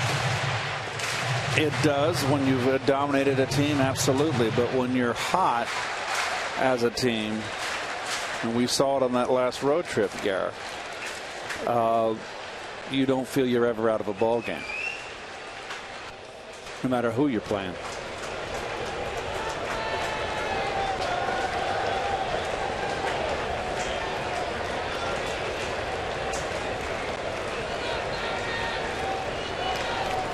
And Cespedes launches one deep left field. Forget that. That's way out of here.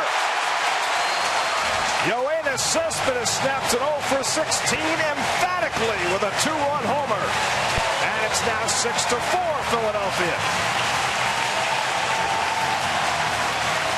Number 27 for Cespedes. And the Mets on the comeback trail against the Phillies again.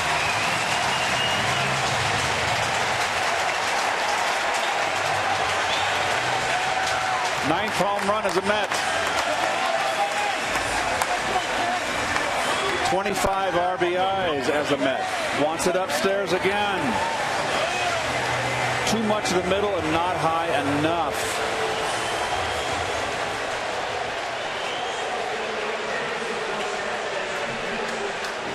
And that's a big blow. Aaron Harang looking for an elusive win. Will not make it through 5 innings tonight.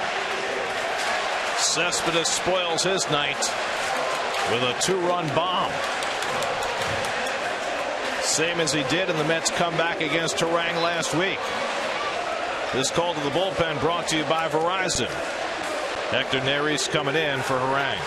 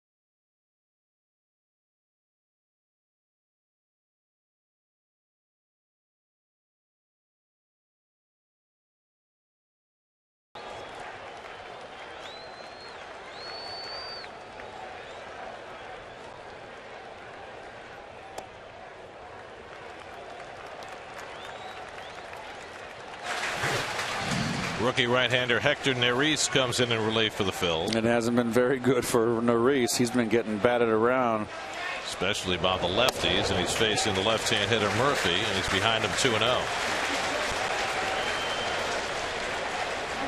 Last 4 appearances, 9 earned runs, Neris. That home run by Cespedes means $2,000 for an NYC community partner, courtesy of Citi.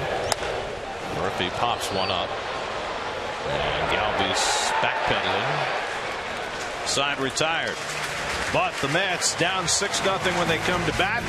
Chase Aaron Harang with a 4-run fifth. On to the 6th, 6-4 Phillies. Brand new ball game.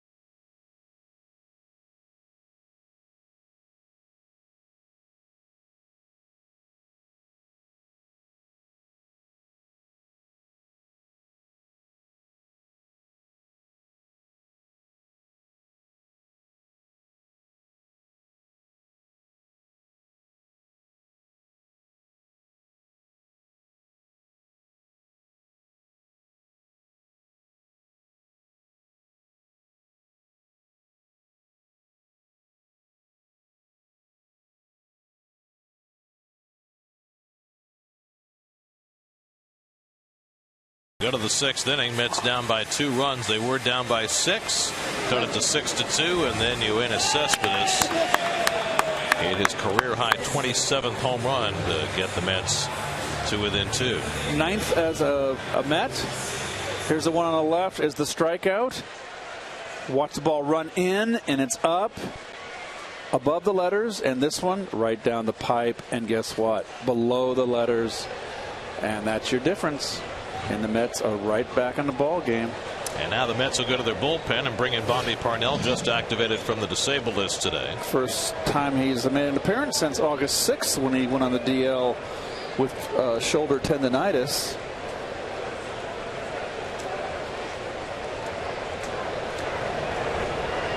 Andres Blanco, the batter, and he takes outside for ball 1. The last outing for Parnell against the Pirates, he gave up 4 runs. He had that throw that went into center field when Tejada didn't get over to cover second base in time, and the inning exploded on him. That's drilled foul by Blanco, 1-1. And basically, Bobby, who has been up and down coming back from Tommy John surgery this year, was given the option of going on the disabled list with what really wasn't an injury, or being designated for assignment. He chose the DL, and 2 weeks later, here he is back pitching again. Curveball sits high, 2-1. It's not an easy road back from Tommy John. You hear of all the success stories, but not everyone responds rapidly or successfully. Well, and it's rarely a straight line. And we think about it more with starting pitchers, where there's much more of a monitor on their progress, because they're pitching every 5th day, and sometimes in Harvey's case 6th or 7th day. But it's tougher for relief pitchers. I agree, because they're like a machine gun spraying it. It's just, they're staccato. And Blanco walks. not the way Parnell wanted to start his outing. A leadoff walk. Carlos Ruiz coming up. First, we'll check in with Eamon McEnany in the studio for a game break brought to you by Honda.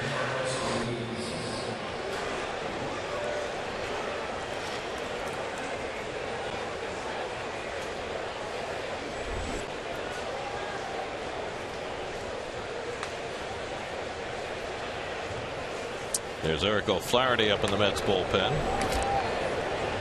Well, Terry said he wanted to get Gilmartin in tonight, wanted to get Addison Reed in tonight, but he's starting out with Parnell and O'Flaherty to try and get him through the 6th.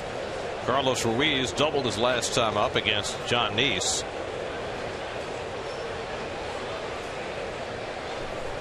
And the curveball from Parnell in for a strike. Third straight rugged outing for Neese. 5 innings, 6 runs, 7 hits, 2 walks, 2 strikeouts, a home run.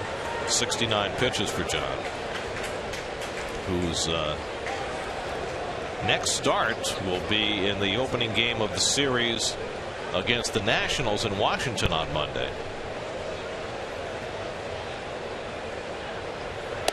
It appears as though Neese's next start, he'll be matched up against Max Scherzer in that Labor Day afternoon game on Monday, which will be a very tough assignment for him, and one where he'll have to be a lot sharper. Freddie Galvis on deck. 2 balls and a strike to Ruiz. They're your People's United Bank starters, and neither fared particularly well. Same as the last time they met. Yes. 5 days ago. You're right. That time Neese gave up a 5 spot in the 3rd. Mets came back to tie it against Harang, and they each got charged with 5.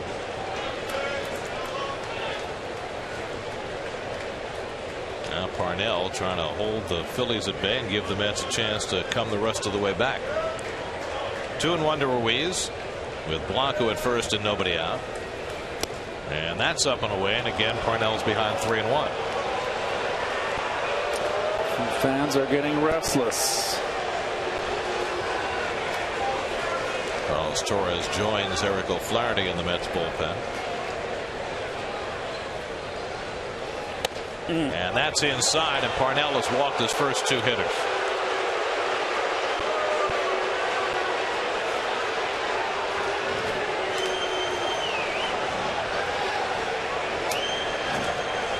There is nobody in the Mets organization who does not want Bobby Parnell to do well. He has been a part of this organization for a long time. He's a terrific person. He's coming back from Tommy John surgery, and it just hasn't gone the way anybody would have hoped. Well, he got off to a hot start coming back, Garrett, and then kind of hit a bump, DL'd, and this is his first, second start here, and he needs a double play. Thursday, UConn football is back. The Huskies open their season as they look to pummel the Wildcats at home. UConn versus Villanova, presented by Pratt & Whitney. Coverage begins Thursday at 7, only on SNY.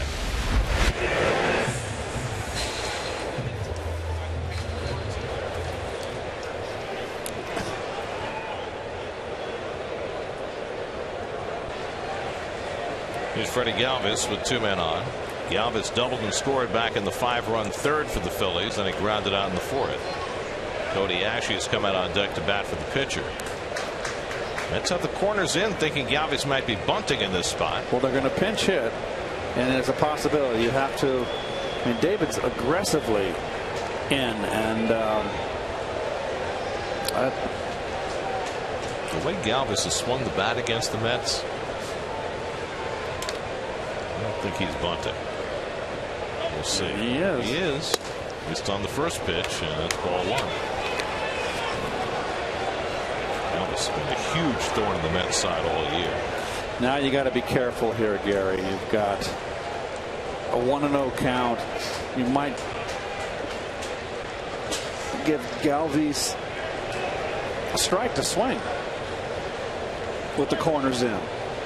Nope, they're going to play spoiler here, aren't they, the Phillies? And he gets the bunt down nicely. Parnell's only play is to first, and he throws it down the line. Blanco comes in to score. Ruiz goes to 3rd, and it's 7-4 Philadelphia, and absolutely nothing is working out for Bobby Parnell.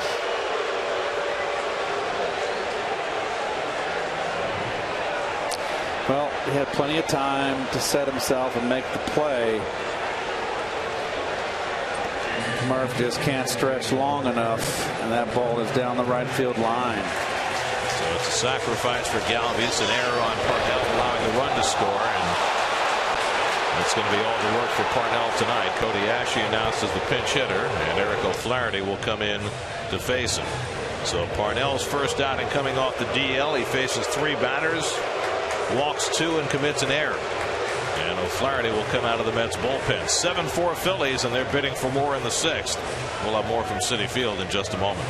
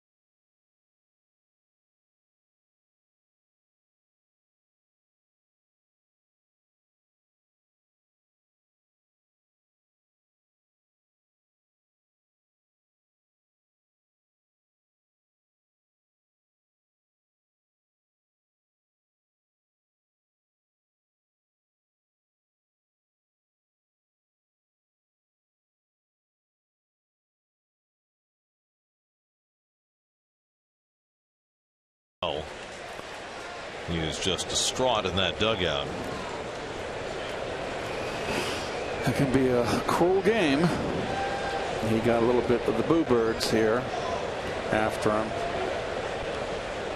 2 walks and an error on a sacrifice bunt, ending Parnell's night. Now Eric O'Flaherty brought in to face Cody Ashley, but the Phillies will switch up and send up right-hand hitting Cameron Rupp to face him. Phillies brought up a 3rd catcher today, Eric Kratz, so that enables Pete Mackanin to make this move with Rupp, who fouls off the first offering from O'Flaherty. Rupp's another big, strong kid. You can see big barrel-chested guy. And he's been really hot.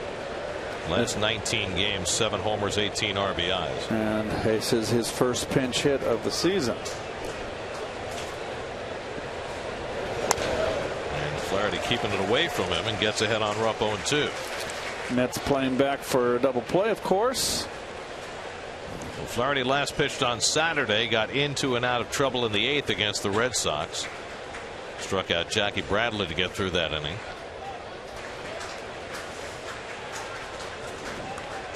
Ruiz at 3rd, Galvis at 1st with nobody out.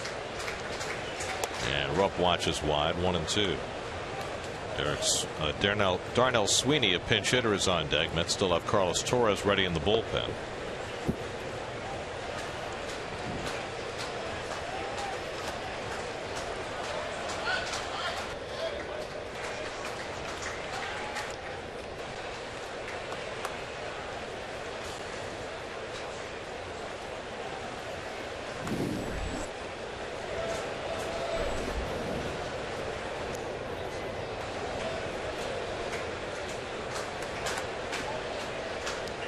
One and 2 to Rupp, and he runs one inside. 2-2.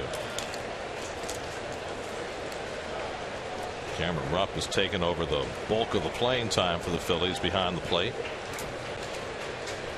And the more more he hits, the more he plays.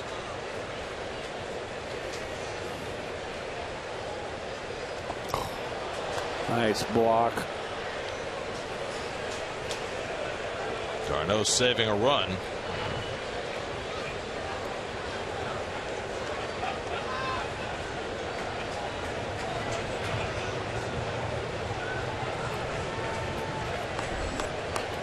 John Gomez up in the Philly bullpen.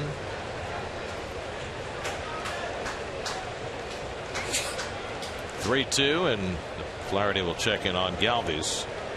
Well, he's going to be running.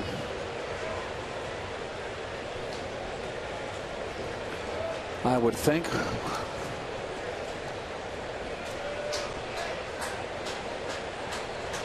Flaherty got ahead 0-2. Now he's 3-2 on Rupp. Galvis not running, and Rupp draws the walk to load the bases.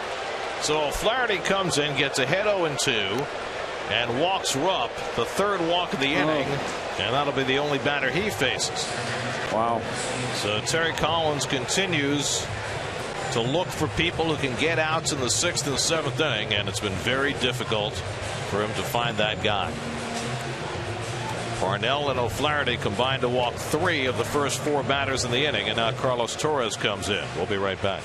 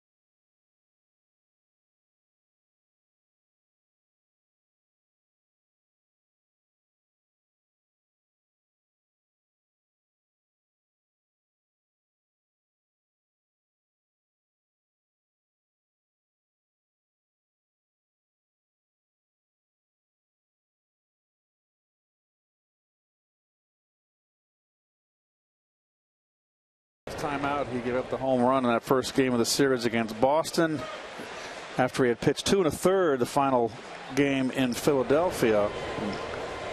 So he's got plenty of rest here. He needs a double play. Ruiz at third, Galvis at second, Rupp at first, nobody out, a run home for the Phillies. Corners in, looking for a force at the plate. Darnell Sweeney takes a curveball for a strike. Sweeney 1 for 3 tonight. Interesting, Terry opting with the corners in. I can see Wright playing in. I'm not so sure about Murph for the left-hand hitter.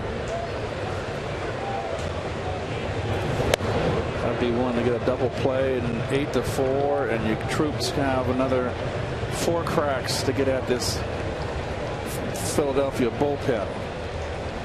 Base hit here to make it tough.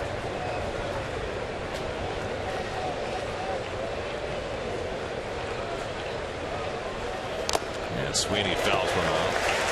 1-2. Sweeney hitting left-handed for the first time tonight after going 1 for 3, batting right-handed against Nice. Cesar Hernandez, another switch hitter on deck. You know, this the defensive placement by Terry, it's kind of a trademark of his. He's aggressive bringing infield in early in ball games, corners in. 1-2. Sweeney pops one foul. Well, I figured down 3 runs. I think you need to take a chance, don't you? And try and get that out at the plate. Well, I can see David over there, but I would move I would just have the first baseman playing behind the runner. The ball hit hard, he can still go home. 1-2 from Torres. And Sweeney cracks one to right center field. That's going to roll all the way back to the warning track. Ruiz is in. Galvis scores. Rupp will be stopped at third. It's a 2-run double for Darnell Sweeney. And the Phillies have scored 3 times here in the 6th with nobody out. They now lead 9-4. Well, that is a backbreaker right there.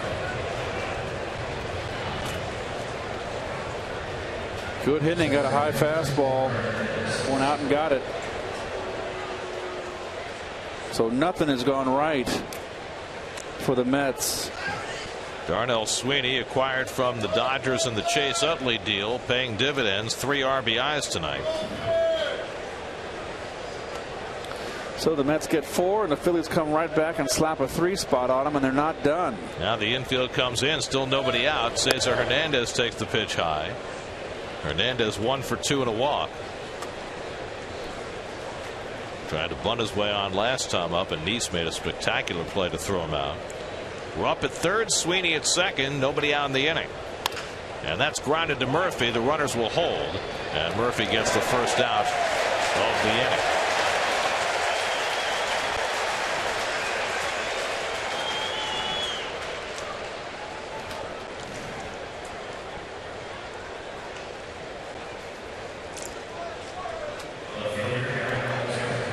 All 3 runs in this inning charged to Bobby Parnell. 2 of them earned, 1 of them unearned. He did not retire a batter.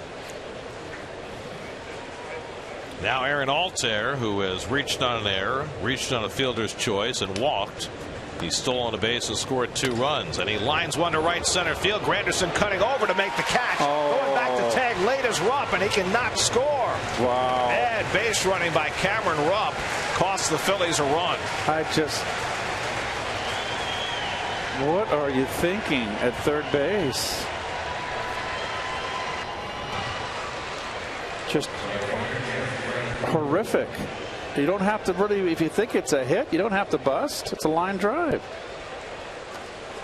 Well, that's why they're in last place. So 2 out in the inning. Runners still at second and third. Now the infield can drop back. Jeff Francoeur, the batter. Francoeur 1 for 3, drove in a run with a 3rd inning single.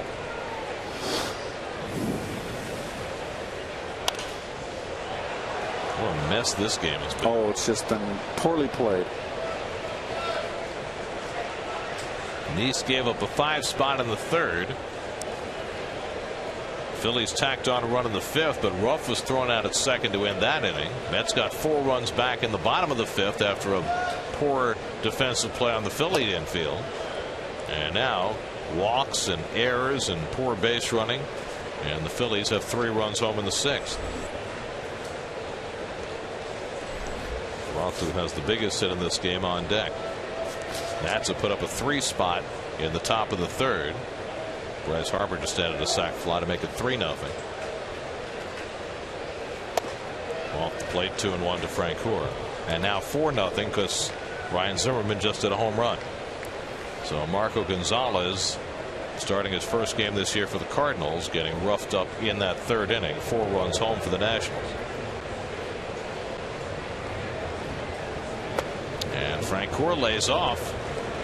Unusual patience by Frenchie, and it's 3-1. We actually saw Francoeur draw a walk last week in the series in Philadelphia. He's got 11 walks this year, 268 official at bats. First base is open. Ruff on deck, and Torres throws a strike. 3-2. Phillies 9 runs, 8 hits. The Mets 4 runs and 5 hits. 3-2 from Torres, and it's ball 4, and the bases are loaded. Wow, that is the 4th walk in this inning. 2 by Parnell, 1 by O'Flaherty to his only batter, and now 1 for Torres. Check out Mets blog for an inside look at the crew of September call-ups with all the latest from the clubhouse as the Mets roster expands on Mets blog, presented by Citi, part of the SNY.TV blog network. So Darren Ruff will be the 9th man up in the inning. He's already driven in a career-high 4 runs tonight with a 3-run homer and a single. And he's got the bases loaded with 2 out. And he takes a letter-high strike from Torres. Andres Blanco led off this inning with a walk, is now on deck. Rupp at third, Sweeney at second, Francoeur at first.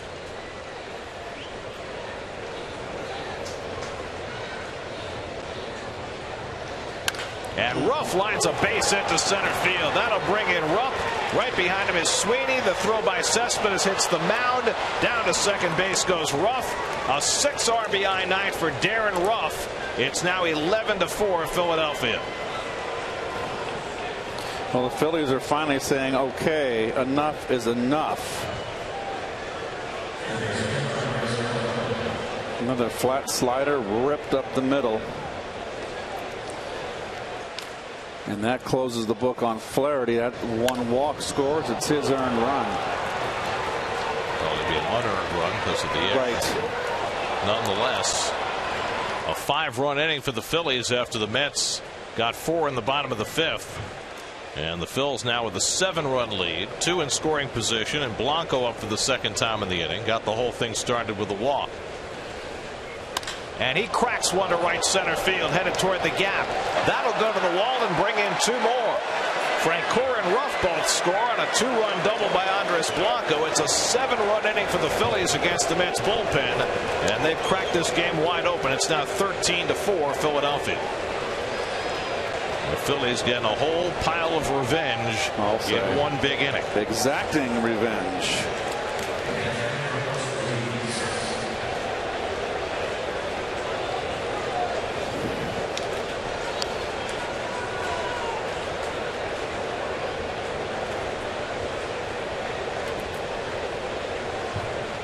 So now Carlos Ruiz up for the 2nd time in the inning.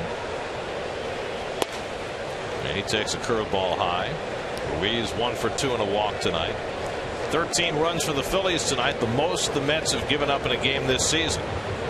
And it's only the 6th inning. Blanco at second and 2 out. And Torres behind 2-0. Well, the Mets have been winning with regularity. They just finished a 20-8 August. But it's no secret that the biggest concern for this team right now is their bullpen, other than the 8th and 9th inning. Smash toward the middle. Tejada with a beautiful stop from his knees, and it skips on by Kadire, and that'll bring in another run.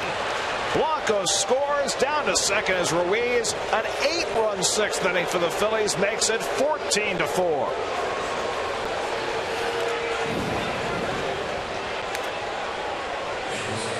Well, a spectacular stop by Tejada and a 1-hop throw that Kadire couldn't handle. Well, he gave Kadire a long hop here, Gare. And Kadire's not a first baseman by trade. So it's a beautiful play by Tejada. Long hop to Kadire. And those are the easy ones. And he's just not a first baseman. He's been an outfielder his whole life. And it's just like when it rains, it pours. It's going to be an error all the way on Tejada. No RBI. Now the 12th man up in the inning is Galvis, and he gets crowded by Torres and stopped the swing. 1-0. Second error in the inning.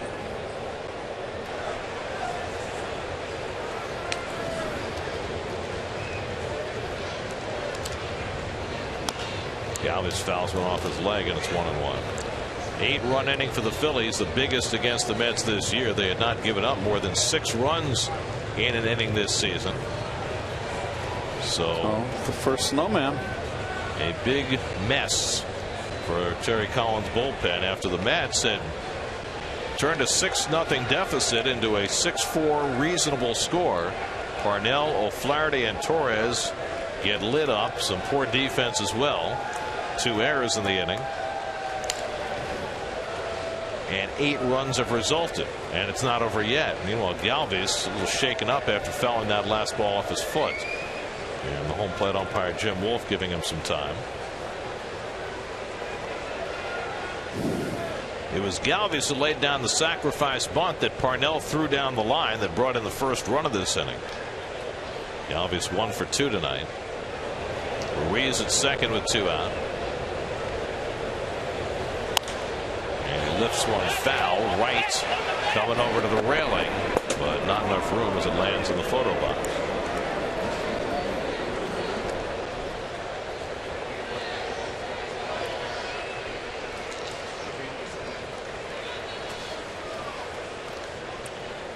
Torres facing his 8th batter.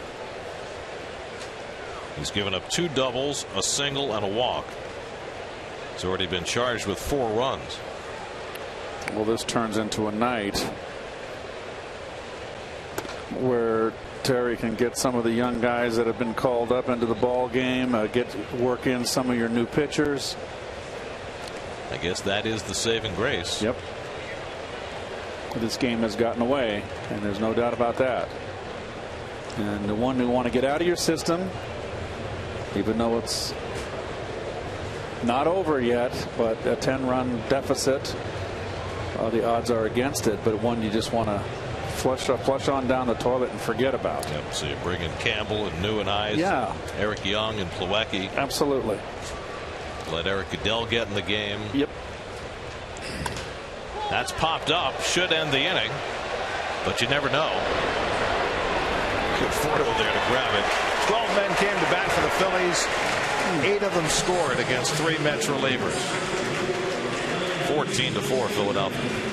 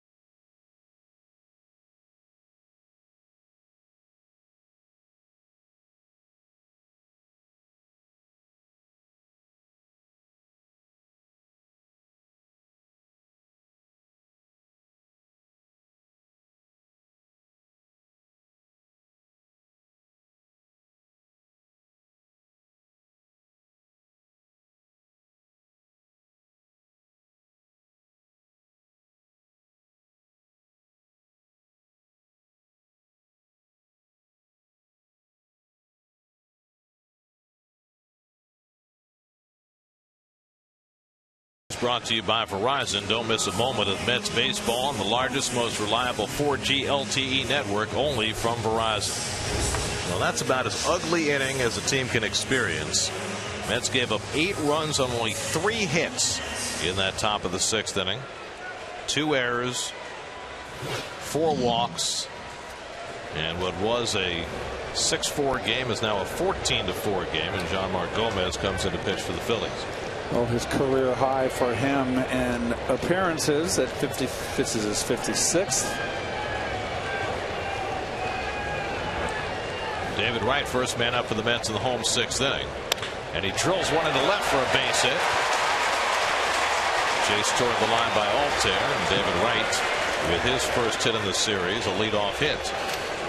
Well, these are one of the games where you say, okay, we're down 10 runs, guys. Don't worry about taking pitches. Go to ripping. And that's what David does there. Only way you're going to get back in the game, if you can, is to swing the bats. There's Michael Conforto, who's 1 for 2. He singled in the second, flied out in the fourth against Aaron Harang. Harang went 4 2/3, so he can't get the win. Hector Neris pitched a third of an inning. Phillies already had the lead when Neris came in, so the official score, if the Phillies hold this lead, will pick out the relief pitcher who does the best job and award him the win.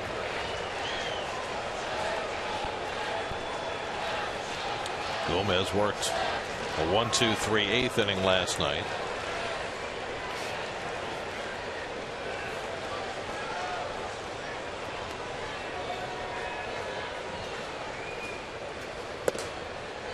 To 1-1 to Conforto, and we check in with Steve Gelb. Steve? Gary, Conforto hitting close to 400 now in his last 16 games. Obviously, the coaching staff incredibly impressed. Kevin Long saying when you look at everything that was against this guy succeeding at this level immediately, it's pretty remarkable to see what he's done in terms of a guy who was in college a year ago, who comes straight up from Double-A, who comes into a pennant race, and who hasn't played every day for the first time in his baseball career. But he said there are 3 factors why he thinks Conforto's been able to do it. Number 1, says the guy's heart rate just does not rise. No matter the situation, he's the exact same batter. Number 2, Long says Conforto is way ahead of the curve from someone his age in terms of making adjustments. Wouldn't give specifics about what types of adjustments, as Conforto lines another base hit right there. So he's now 2 for 3. Right slides in safe. But he wouldn't want to get into specific adjustments just because he didn't want to give things away.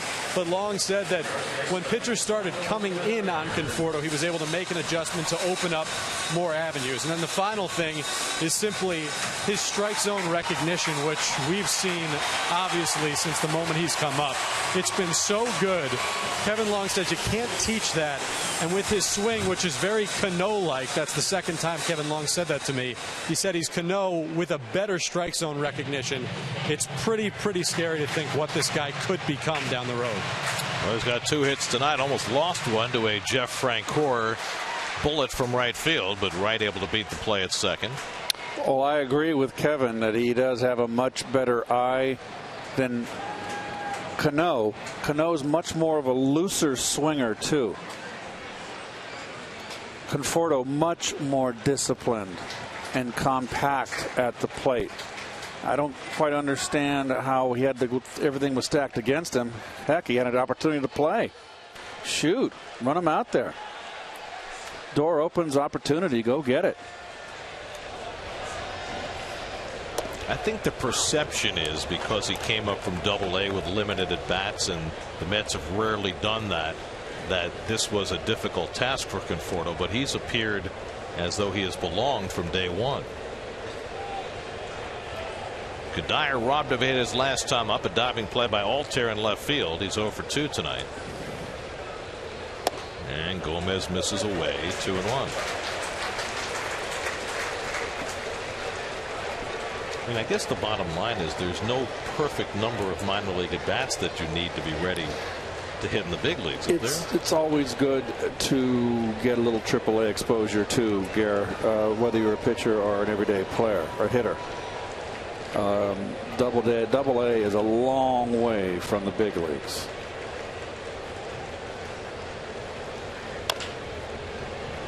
Well, we've seen 2 players taken in last year's draft, Conforto and Kyle Schwarber with the Cubs, come up and hit like they belong, right, despite limited minor league experience. You got college players that are a little bit older, and they're the ones that can do it. Certainly the high school kids can't. And I always think in terms of Fred Lynn having that great rookie season with the Red Sox coming out of USC. 1975 MVP and Rookie of the Year. Yes, sir. One of the great years ever by a rookie.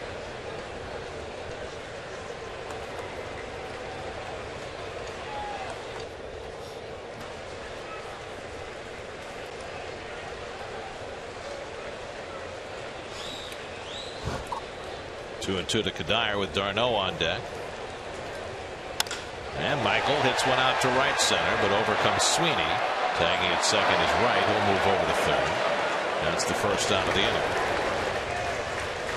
Well, talking about college kids and how quickly they get to the big leagues, the Phillies in past years were always very much in favor of drafting high school kids, but they've changed their philosophy as they've tried to rebuild in a hurry the last couple of seasons. And that's the key word, hurry, Gare. The Mets have gone the other direction. The Mets have gone towards high school kids, and I agree with getting those guys out of high school and teaching them your philosophy of baseball. And you know what? You're going to have them a lot longer, too. They're going to get to the big leagues. If they got the talent, they're going to get there in their early 20s. And you're going to get, instead of a college kid coming around at 24, 25, you're going to get a kid that's going to possibly give you 18 years. But, you know, the finances today, it's so difficult for someone to play with.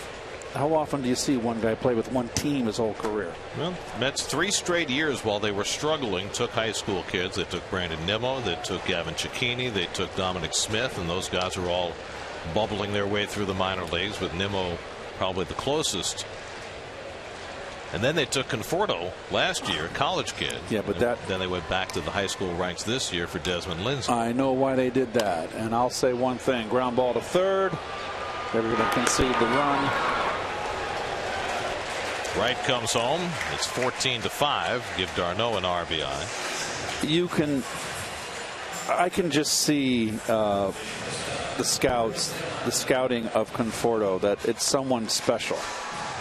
No matter if he's 18 years old, 19, or 21 or 20 in a college, with that kind of swing, you don't see that often anymore.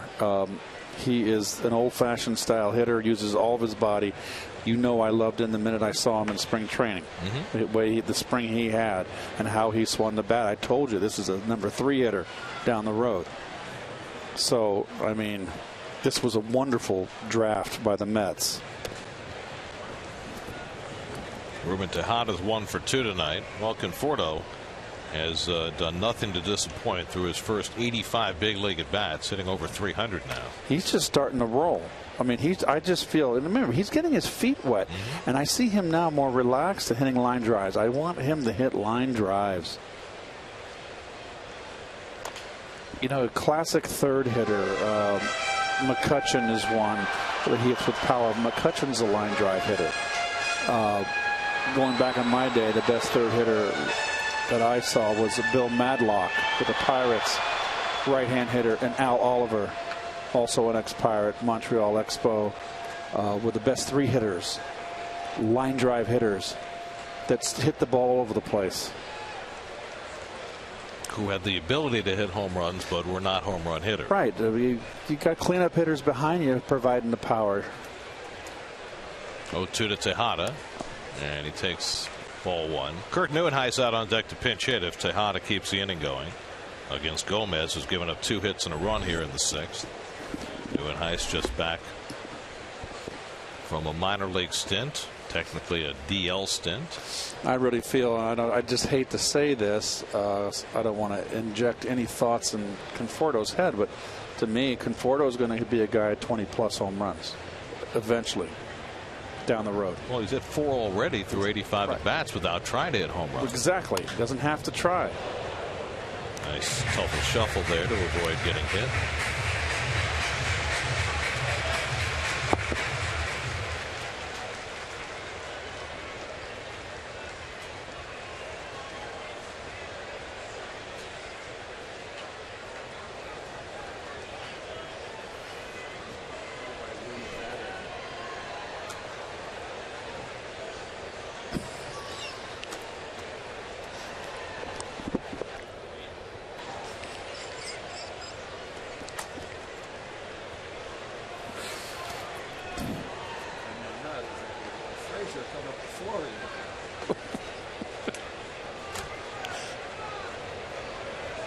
One and 2 to Tejada. So we're talking about a guy like Conforto who hits home runs without trying. What percentage of big league players go up there trying to hit home runs? I think a lot of players. I don't know the percentage. I can't be definitive on that. But what my observations are, they're home run happy. I mean, I remember Lenny was the first generation, a younger guy coming up, and Lenny telling me, hey, when he had a good year for us, scored 90 runs, was platooning with Mookie. And he said, dude, he told me the season was over. It's, well, next year in spring training, dude, I got to hit home runs. That's where the cash is. I go, Lenny, if you score 100 runs, hit 300, steal 25, 30 bases, they're going to pay you the same amount of money and as a leadoff hitter. And I think that's what's come into the game. And I see a lot of guys that want to hit the home run. Tejada foul tips it. Ruiz hangs on, and that brings an end to the inning. So the Mets get just one run back against Gomez. 14-5 Phillies go into the 7th.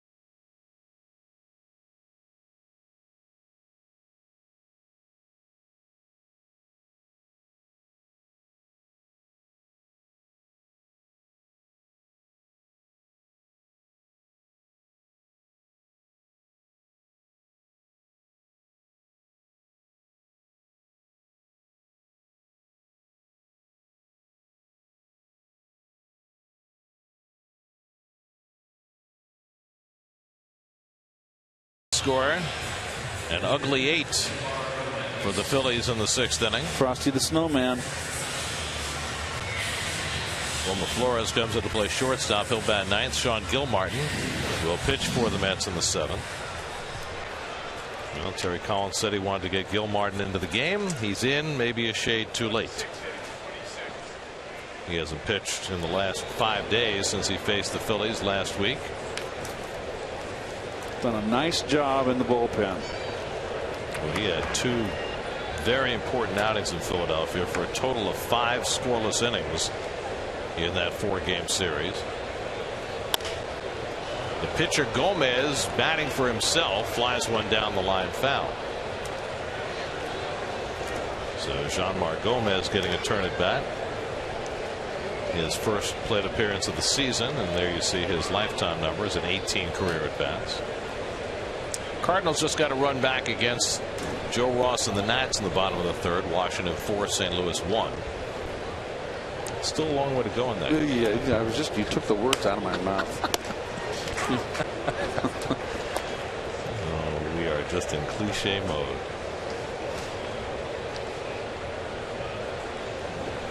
Well, there's a big one right there. The Dodgers won last night. How about the pitching matchup tonight? Madison Bumgarner and Zach Greinke.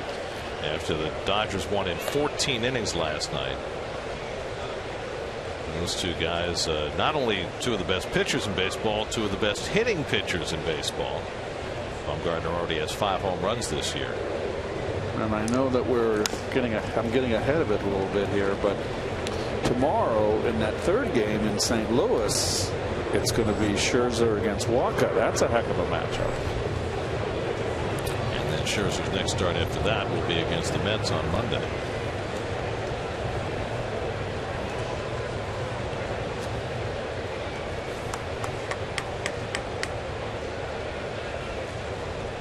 One-two from Gilmartin, and curveball wraps around the plate. 2-2. So the Phillies coming into the night were 0-7 at Citi Field this year. And in those 7 games they had scored a total of 14 runs, which they have matched in 6 innings tonight.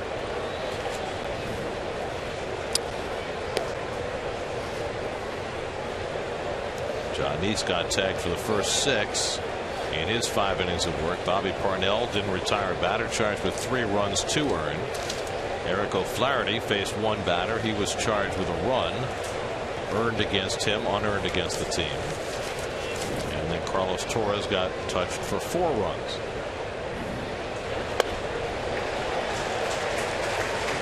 Gomez down on strikes for the first out. Now, how many of the runs against Torres were earned? Official scorer, statistician. They gave up 4, correct? Yeah, the last one came in on an error while he was on the mound, so he should get the benefit of that. So it should be 4 earned runs, all unearned against the team, 1 earned against him, or the other way around, right? All unearned against the team and 3 earned against him. 3 are earned, not 1. Yes. All very confusing. The point of that scoring rule, is that the following pitcher does not get the quote unquote benefit of the error that's made with the previous pitchers in the game. Right. Is that clear to you folks on back in TV land? Sure, it's not clear to anybody. So it's one of those esoteric. If a pitcher comes in and there's an error that should have been the 3rd out, and the new guy comes in, he just can't live off that error when the inning should have been over. If he gives up 5 hits and 5 runs, those runs are going to be earned to him. Gilmartin strikes out Sweeney. I think you explained it much better than I did. Oh, it's Stump Gary. Let's see if I can stump you. That's Verizon Stump Gary. The Mets have used a different leadoff hitter on opening day in each of the last 6 seasons. Name all 6, Gary. Wow. So we got an easy one, the first one. Okay, so 6 seasons. So we're starting in 2010. Right. So, you got to think on this one. I'm sure I'm not going to get this. 6 different leadoff hitters. All right. Well, let's work backwards. This year it was Granderson. Right. Last year it was EY. Oh, and you're going to remember someone led off, had a big opening day for us. For the Mets. 1-1. 2013 it was Colin Cowgill. Very good, Gary. You are something.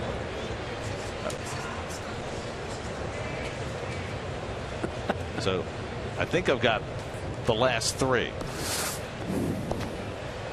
Hernandez fouls one off. All right, 2010 should have been Reyes, right?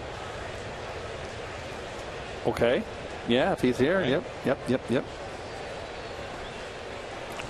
Wasn't he hurt one year on opening day, though? Was it that year? I don't. Now I'm all confused. We'll stick with Jose. This is the 4th year Reyes is gone, right? He was here in 2011, right? So it had to be Reyes one of those 2 years, right? Either 10 or 11. So there's somebody else that I'm missing. So I think I've got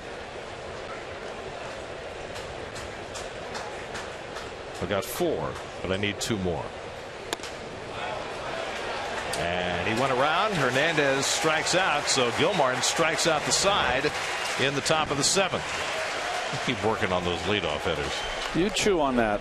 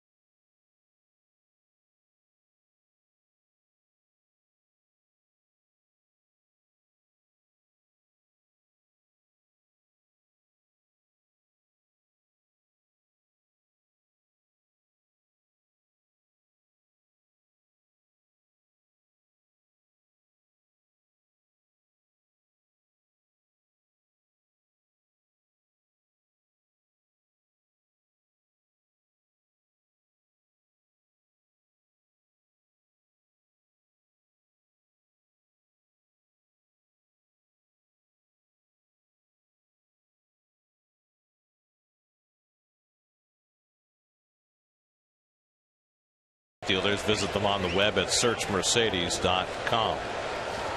Home 7th inning. Mets down by 9.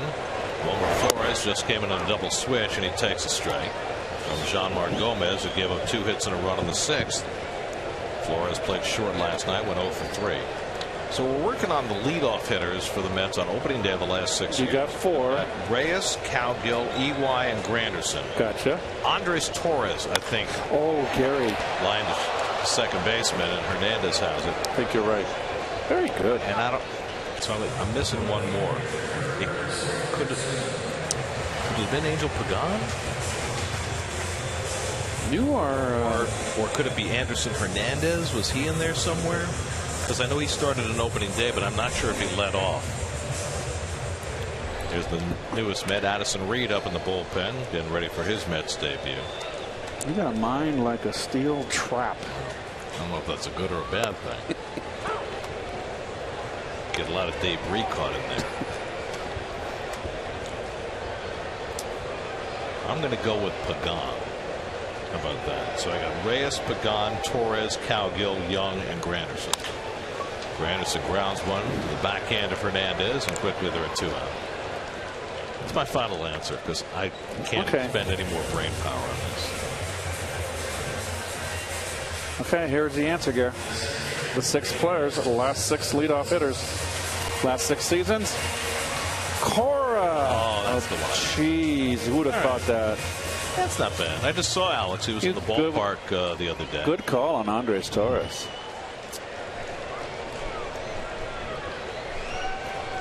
Andres Torres, the guy who would say hello to you 3 times in one day. Oh, he had the great genes.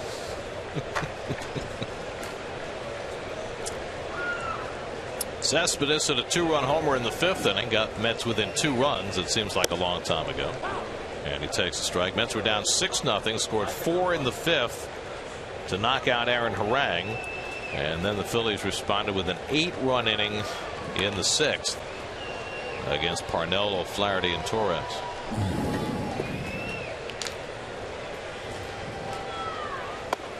Cespedes has to move his feet. So unless the Mets have an enormous rally in them, their 10-game winning streak against the Phillies will come to an end. The 10-game winning streak against the Phils is only the 3rd time the Mets have won 10 straight games against a team within one season. They won 13 straight against the Pirates in '86, and they won 11 straight against the Padres in 1969. Now, what do those 2 years have in common? 86 and 69. Champions. So maybe that trend will hold. Champignon. Isn't that a mushroom? Yes.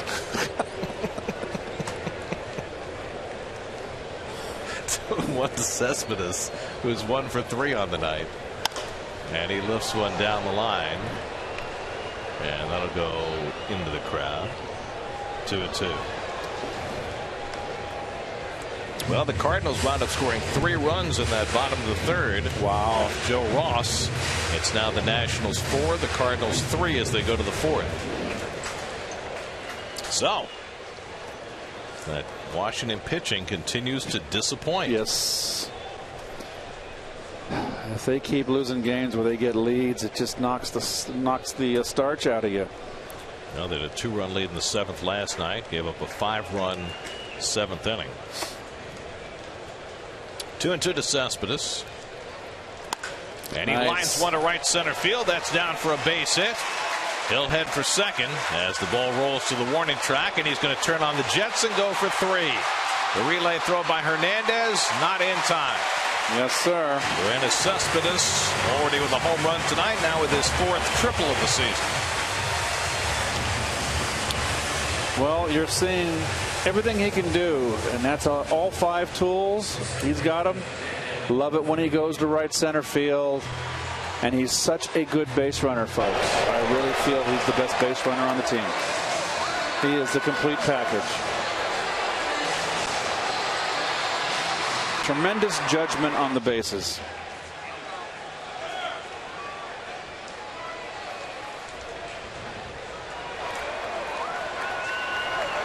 Giddy up. So after going 0 for 16, a home run and a triple in his last 2 at-bats, and now Murphy Takes outside from Gomez, 1-0. Murph's been struggling in his homestand. Need to get Murph back on the beam. 1 for 15 so far in this homestand for Murphy. 0 for 3 tonight. I've always liked Murph in the 3-hole. Gomez trying to get through a second inning of relief. And Murphy pulls one foul. 1-1.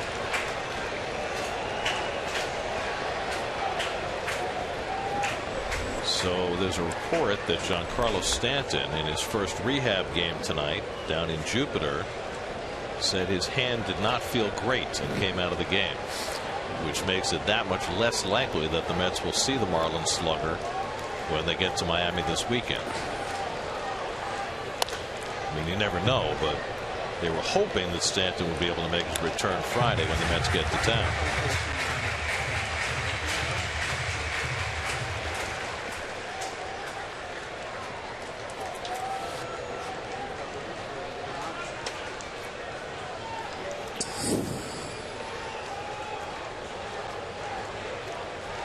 One-two to Murphy, and he lines one toward the middle. Base hit.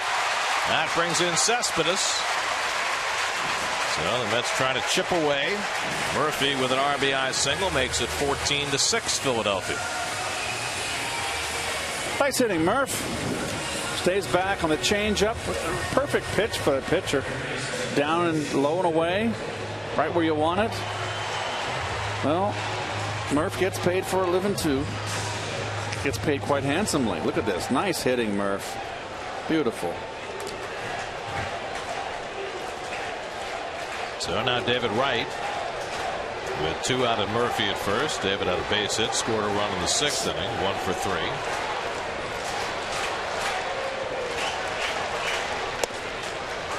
Gomez picks off the outside corner. Phillies 14 runs, only 10 hits. The Mets 6 runs and 9 hits. The difference in this game right now is that 8-run 6th inning. Slowly hit and roll foul. And Blanco makes sure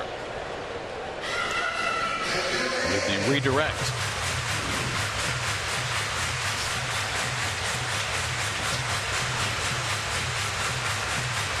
Kick save. Of course, the Phillies are without their young, brilliant rookie third baseman who went down with injury. Raquel Franco suffered a fractured wrist. He's having a terrific rookie season.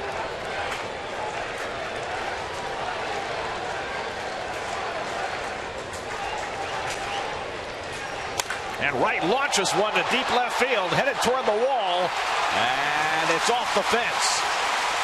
Murphy will go to third. He'll stop there. David Wright with a ringing double, and the Mets have runners at second and third. Well, David's swinging the bat well. All good signs.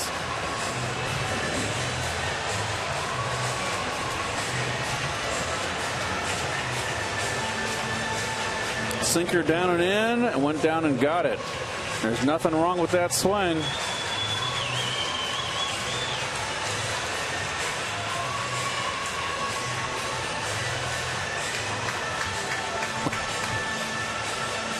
Bob LaTorre, the Philly pitching coach.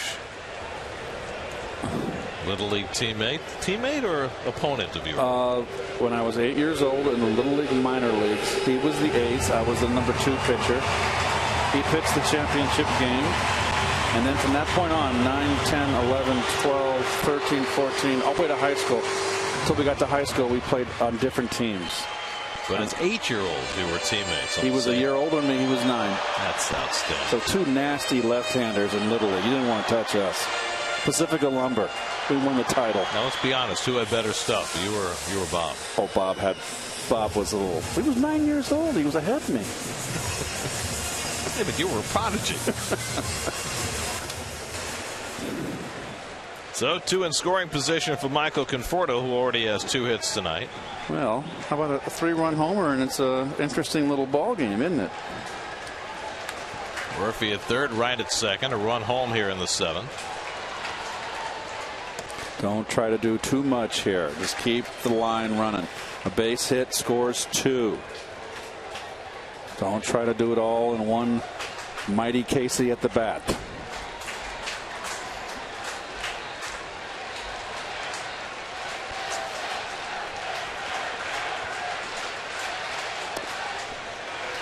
And Gomez behind 2-0. Philly bullpen is active now.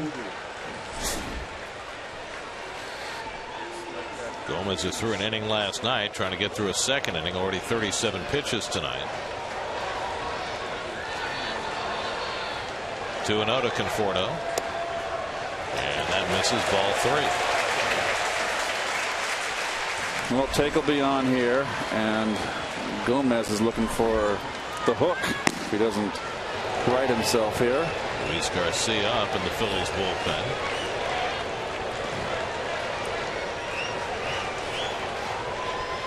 Conforto taking all the way, 3-1. Now, from a hitter's standpoint here, you know, you could maybe jump on the plate and look in, something to pull, or young hitter, he's going to rely on that sinker. He thinks he can't get hurt out there. The left center field is delectable. Right at the plate, a foul ball. Ruiz pouncing on it just in case. And now it's a full count to Conforto. And he predictably ran the sinker up against him. The last thing that Gomez wants to do here is give up a 3-run home run and make it a 5-run ball game. So here's the sinker. You want to try to pull it. Good luck.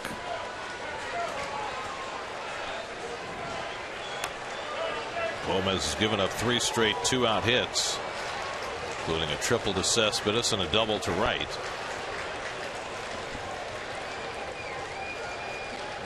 Conforto is 4 for 5 in this series, and Ruiz and Gomez will talk about it. With an 8-run lead in the 7th inning, you would think they'd feel pretty comfortable, but the way the Mets have swung the bats against the Phillies last week and this week, they'll take nothing for granted.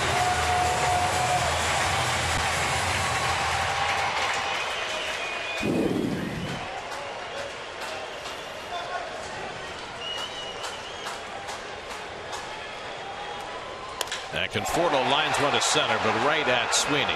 Ripped. And that retires the side. So the Mets cash just 1 in the bottom of the 7th and trail by 8 as we go to the 8th.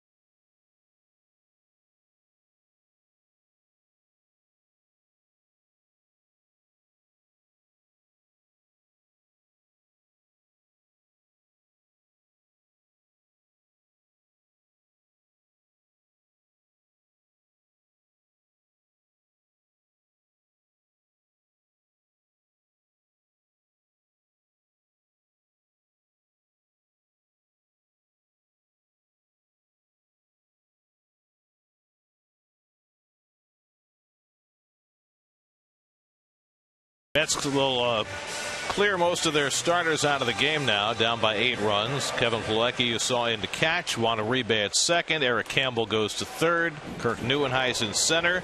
Eric Young Jr. in his return to the Mets goes to right, and in his Mets debut, Addison Reed takes the mound. Well, Reed used to be the closer at Arizona. Strong arm. I remember him being 3/4 Garrett delivery, a little side armor almost. Yes. Hard thrower, good strong arm. Doesn't have a great amount of command. He saved 40 games for the White Sox 2 years ago, 32 for the Diamondbacks last year before losing his closer's job. Wound up in the minor leagues, but since coming back at the end of July, Reed has turned his season around. A 1.65 ERA since that minor league stint. He's got a very good arm.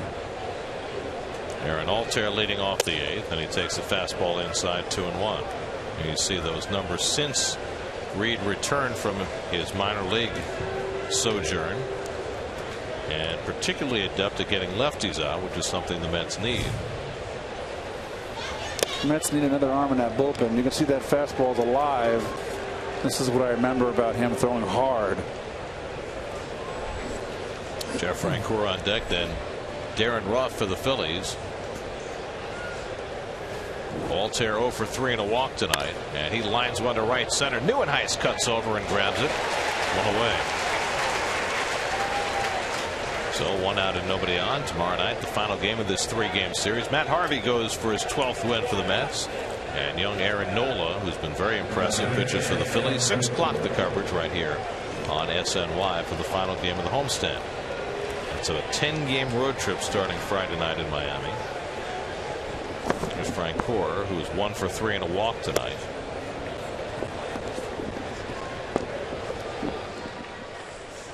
Addison Reed, for all the ups and downs he's suffered the last couple of years, is only 26 years old.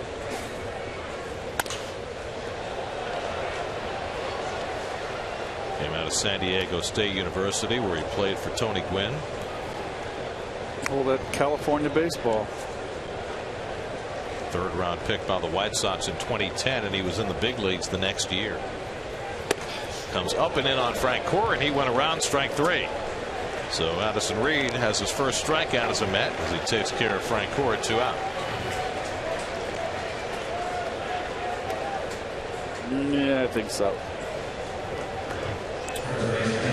So now Darren Ruff, who's had the huge night, home run, 2 singles. He's driven in 6 runs, a career high for him, and just 2 shy of a Phillies club record, which is pretty remarkable. Yeah, I'll say. You think about how long the Phillies have been around, since the 19th century. You had Mike Schmidt, you had Dick Allen, Greg Luzinski. Well, there are 5 different Phillies who've driven in 8 runs in a game. Mike Schmidt did it. Jason Worth is the most recent to do it. The others, Willie Jones in 1958, Gabby Cravath in 1915. That's hit sharply toward the middle, and Uribe is there to field it. And Kitty Brosfeld in 1910. Really? Kitty. Not Darren Ruff, at least not that at bat. Good debut for Reed. Kitty.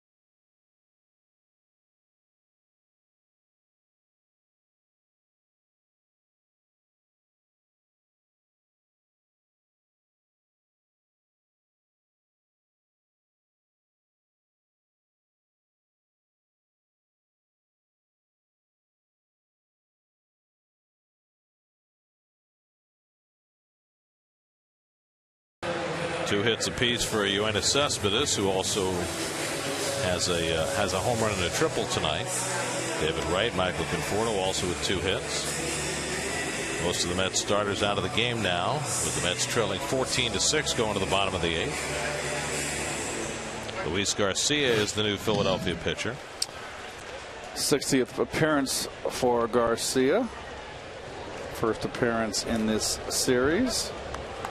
If you're keeping a scorecard, and God bless you if you are, Eric Young's sitting in the number 1 spot in the batting order. Juan Uribe's hitting 2nd. Eric Campbell's hitting 3rd. Kevin Plawecki's hitting 7th. And Kirk Neuenhuis is hitting 8th. The pitcher is in the number 4 hole. I hope you got that all straight. Michael Kadire up for the 4th time tonight. He's 0 for 3. And he goes after a high fastball from Garcia. 0-1. There is the actual batting order as it exists at the moment for the Mets. That ruined it for me. Sorry. Well, I got my whiteout. That's why you have it. Mets still have Lagares and Recker left on the bench. And the breaking ball down from Garcia, a ball and a strike. So who's going to get the win for the Phillies in this game? Hector Neris only faced 1 batter. Right. Gomez gave up 2 runs in 2 innings. Yep. He doesn't deserve it. Could be this guy. Or it could be punt. Well, they have to give it to somebody. Unless the Mets make it easy and rally for 9 runs, and then no Philly would get the win. Kevin Plawecki waiting on deck. So the Mets making liberal use of the September 1st call-ups on the first day they arrive. Every single one of them, other than Eric Goodell, has been in the game.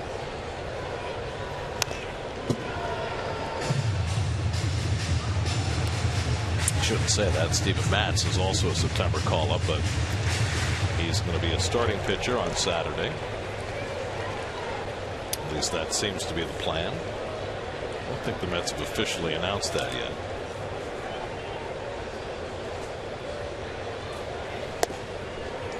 Two now to Kadire.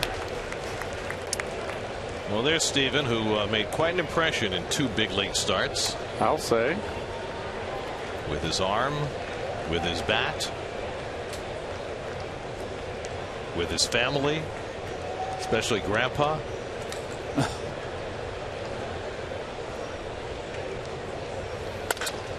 Local kid done good. And he'll have a chance to do a lot better after his partially torn lat muscle pushed him back. He should be fresh and exciting, ready to go for September and potentially October.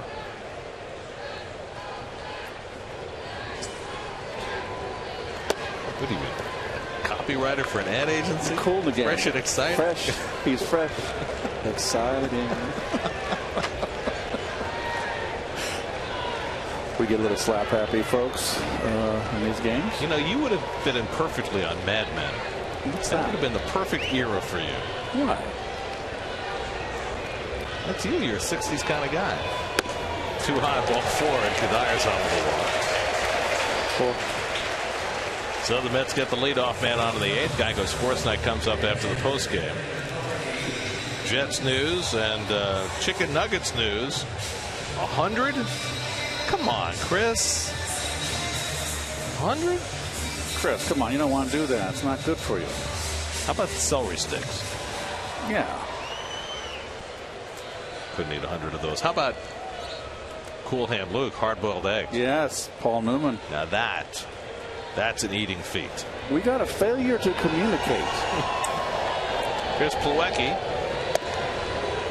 Kevin did most of the catching through the middle of the season for the Mets, with Travis d'Arnaud on the sidelines.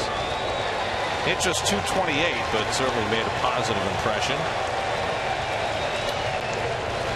And after Garcia with an 8-run lead walked a batter and threw ball 1 to Plawecki, he's going to get a visit from Bob McClure. Really? It's like, young man, 8-run lead. All right, one more note on Bob McClure. Did you know that you were only 3 for 18 against Bob in the major leagues? Yeah, he was tough. He had a big hook. He was tough on me. I knew when I got the base hit in the World Series the big hit when he was with the Brew Crew in '82. I had my work cut out for me.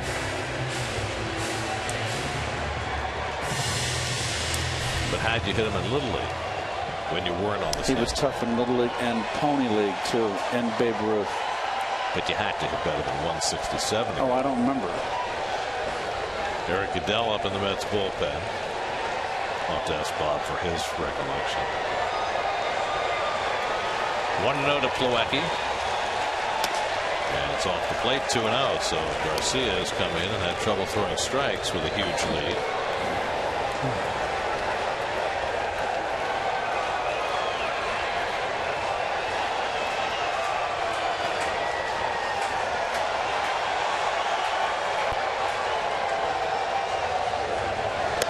There's a strike, 2-1.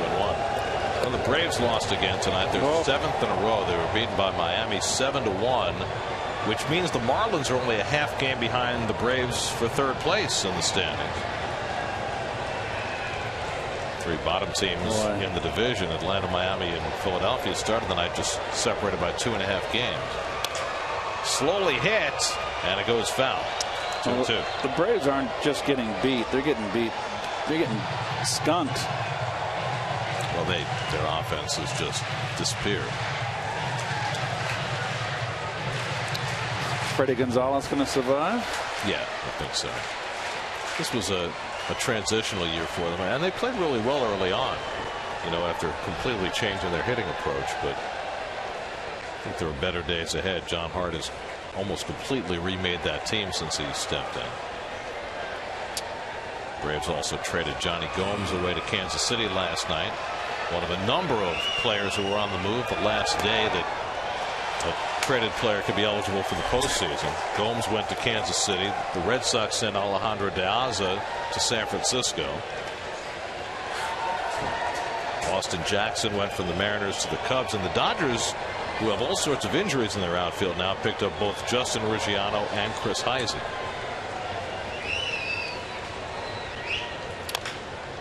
Another slowly hit grounder. In fact, Ruggiano's in the lineup for the Dodgers tonight against the Giants and Madison Bumgarner.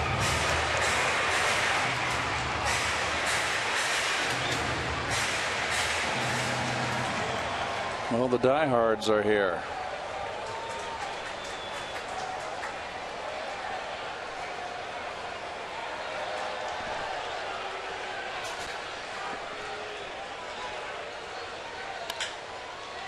Plawecki grounds another one foul. Yankees beat the Red Sox tonight 3-1 to even up that series. Michael Pineda got his 10th win. Meanwhile, Toronto is 3-3 in the 10th with Cleveland, needing a win to stay a game and a half in front. But California sure Los Angeles Angels, excuse me, they sure disappeared. Losers of 9 of their last 11 going into the game tonight in Oakland. They've just been a streaky team, haven't they, this year? Mm-hmm.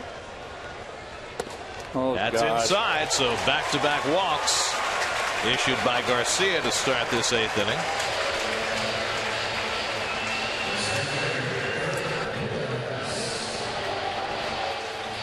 Jeez.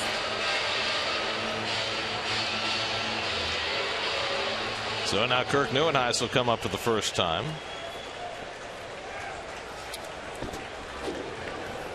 You gotta be kidding me. Neuenhuis activated off the disabled list today. Made Mets history earlier this season. First Met ever to hit 3 home runs in a home game. Feat later matched by Lucas Duda, who is still on the disabled list. And last I heard, as of yesterday, Lucas still had not swung a bat trying to come back from his back issues. The back is a very tricky thing.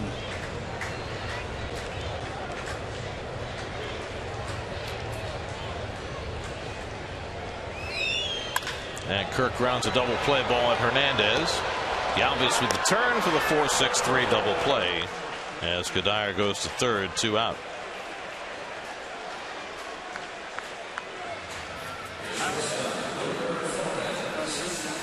So 2 out and a runner at third, and now Wilmer Flores will bat for the second time. Flores had a bullet at the second baseman that was caught his first time up. The Game in St. Louis is now in the bottom of the 5th. Washington 4, St. Louis 3. Both starters in that game were knocked out in the 3rd inning. Doug Fister came on in relief of Joe Ross for Washington. It's a time of year when managers can have less patience with their starters now that they've got 14, 15 guys on their pitching staff. Yes. Sometimes more.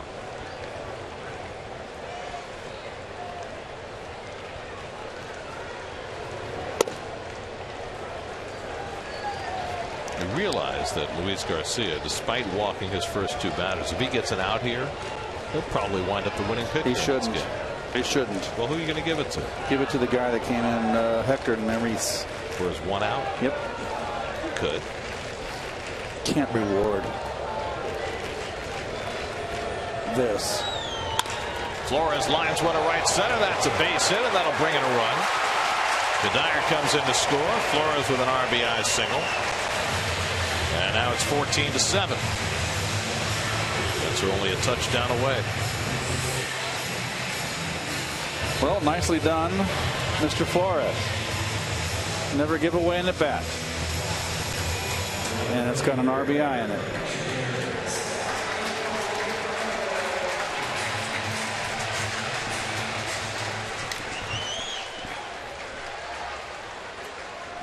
So now Eric Young Jr., his first Mets at bat this year, started out the year with the Braves. They fancied him as a starting center fielder. That didn't work out. Hit just 169, wound up in the minor leagues, then later traded to the Mets. And he slaps one to short, and Galvis gets the force to end the inning. So the Mets chip off one more, but trail 14-7 going to the 9th.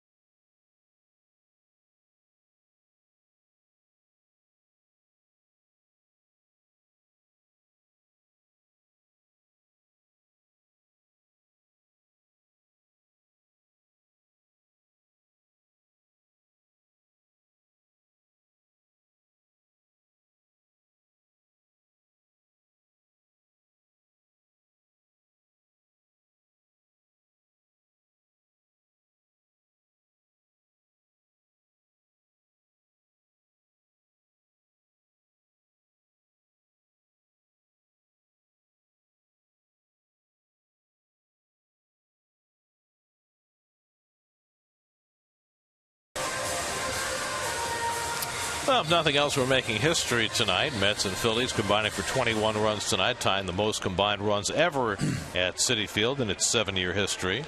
It was 13-8 in favor of the Phillies 2 years ago when the record was set.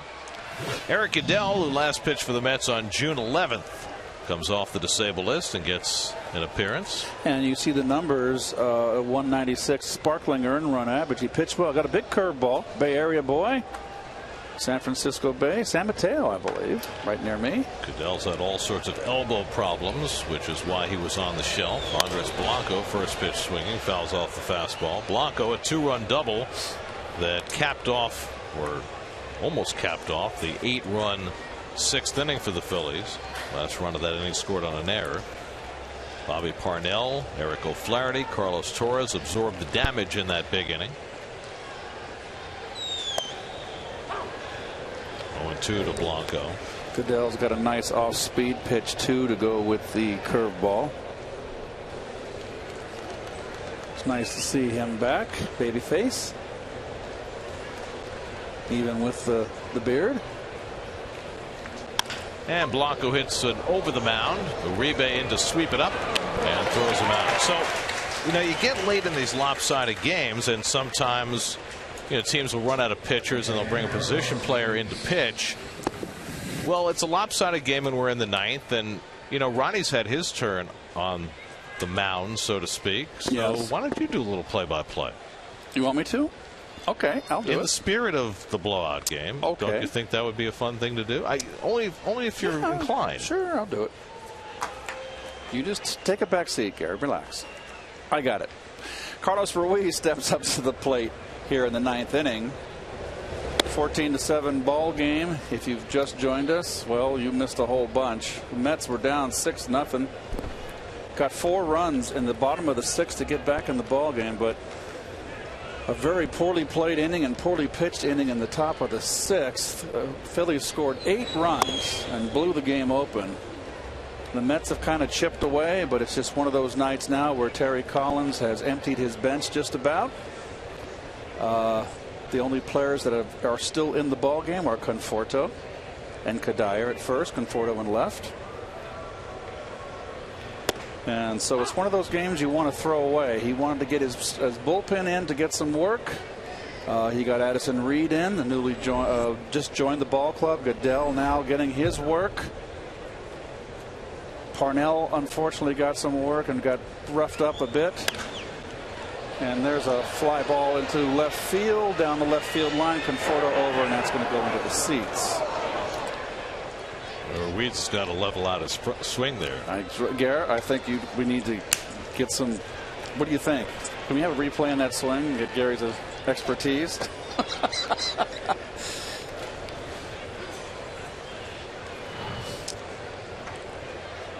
No. You got to stay level. Yes. Very good.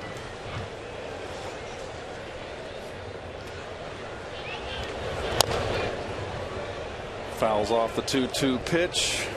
Ruiz, one of 2 Phillies left from those really wonderful teams. A great run the Phillies had. A world championship, several division flags. Getting on in years. And staying in the at-bat. So tomorrow's game will be, looks like it's going to be a rubber match here. And the pitching lineup, the pitching matchup is going to be Matt Harvey for the Mets. We're looking forward to that. Aaron Nola for the Phils. Looking forward to that. Looking forward to seeing that youngster. Ball ripped foul. Now sometimes these second division teams can come up and bite you. Well, yes. Are you saying that I'm cliche? I'm just trying to work in the color commentary where I can, Keith. Sorry. There's a ground ball to third. Campbell, easy play. 1 out. 2, excuse me. That's right. I came in the second out. Hallelujah.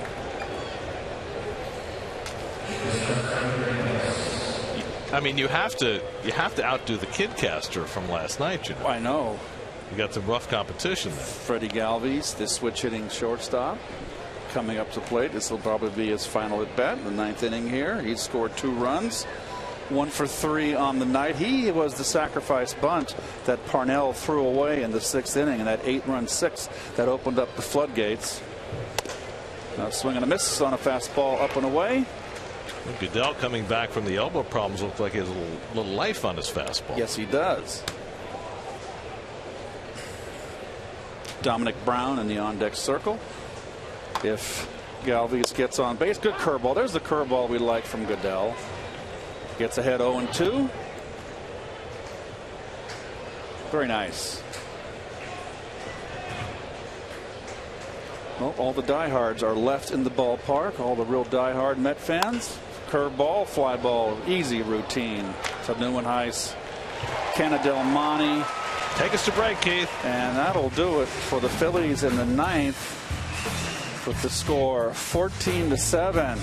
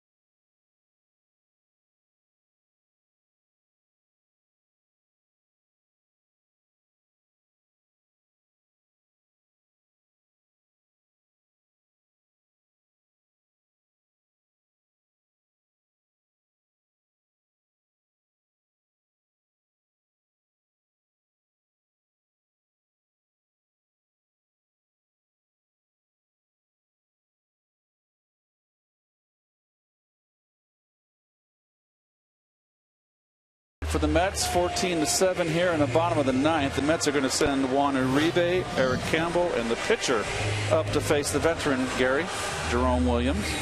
Jerome Williams has started for the Phillies against the Mets in Philadelphia. Went 5 1/3, allowed 5 runs and 5 hits. Shuttled to the bullpen with the addition of Alec Asher, the 4th rookie in the Phillies rotation. And Williams picked up a save the other day. It's his 3rd relief appearance this season, 21 starts. And Uribe with his first at bat. Takes the slider down and away. Gary, in a game like this, I know in your playing days, how many games did you play? Around 2,000 in your career? I just remember when I was in Little League and I came in with the bases loaded and gave up a home run to Arthur Taney. No. Yeah. Well, it was devastating, and I remember the feeling that day. There's a smash into the hole. Galvis on the run, throws out. Uribe, 1 out. Nice play by Galvis. You know, we had ice cream after the game that day, but it just didn't taste as good. Well, let me tell you something. Don't feel bad, because I've been to the Little League Hall of Fame. He's in the Hall of Fame. Little League Hall of Fame. Arthur Taney? Yes. He was a big kid. I think he was actually older than 12. He looked like he was about 15. You know what? How about he had the mustache and everything. And he had the 5 o'clock shadow. Right. Those guys were way ahead of everybody. Well, Eric Campbell gets up to the plate for his first at bat since coming back. This is all good for the Mets. They can wash this game away. Ripped into left field. Campbell, first pitch down the left field line. That'll be an easy stand-up double for Eric Campbell. Welcome back.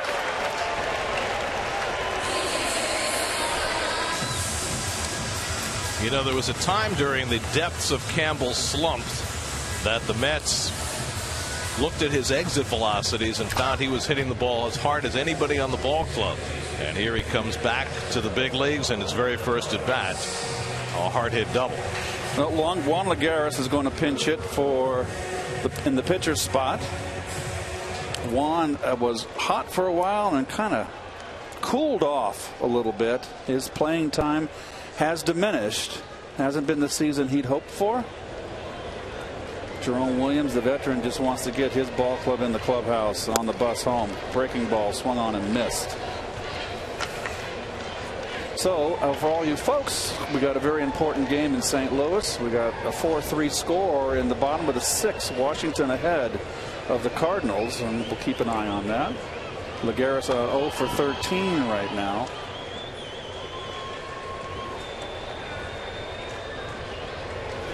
Another slider swung on and missed. The Nationals got off to a 4-0 lead in that ball game, and the Cardinals have been kind of chipping away. Brandon Moss just led off the bottom of the 6th with a double for the Cardinals, so they got the tying run in scoring position and nobody out.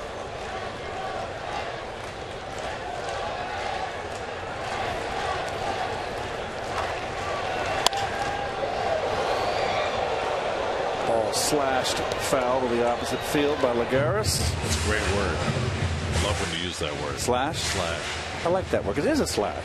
I agree.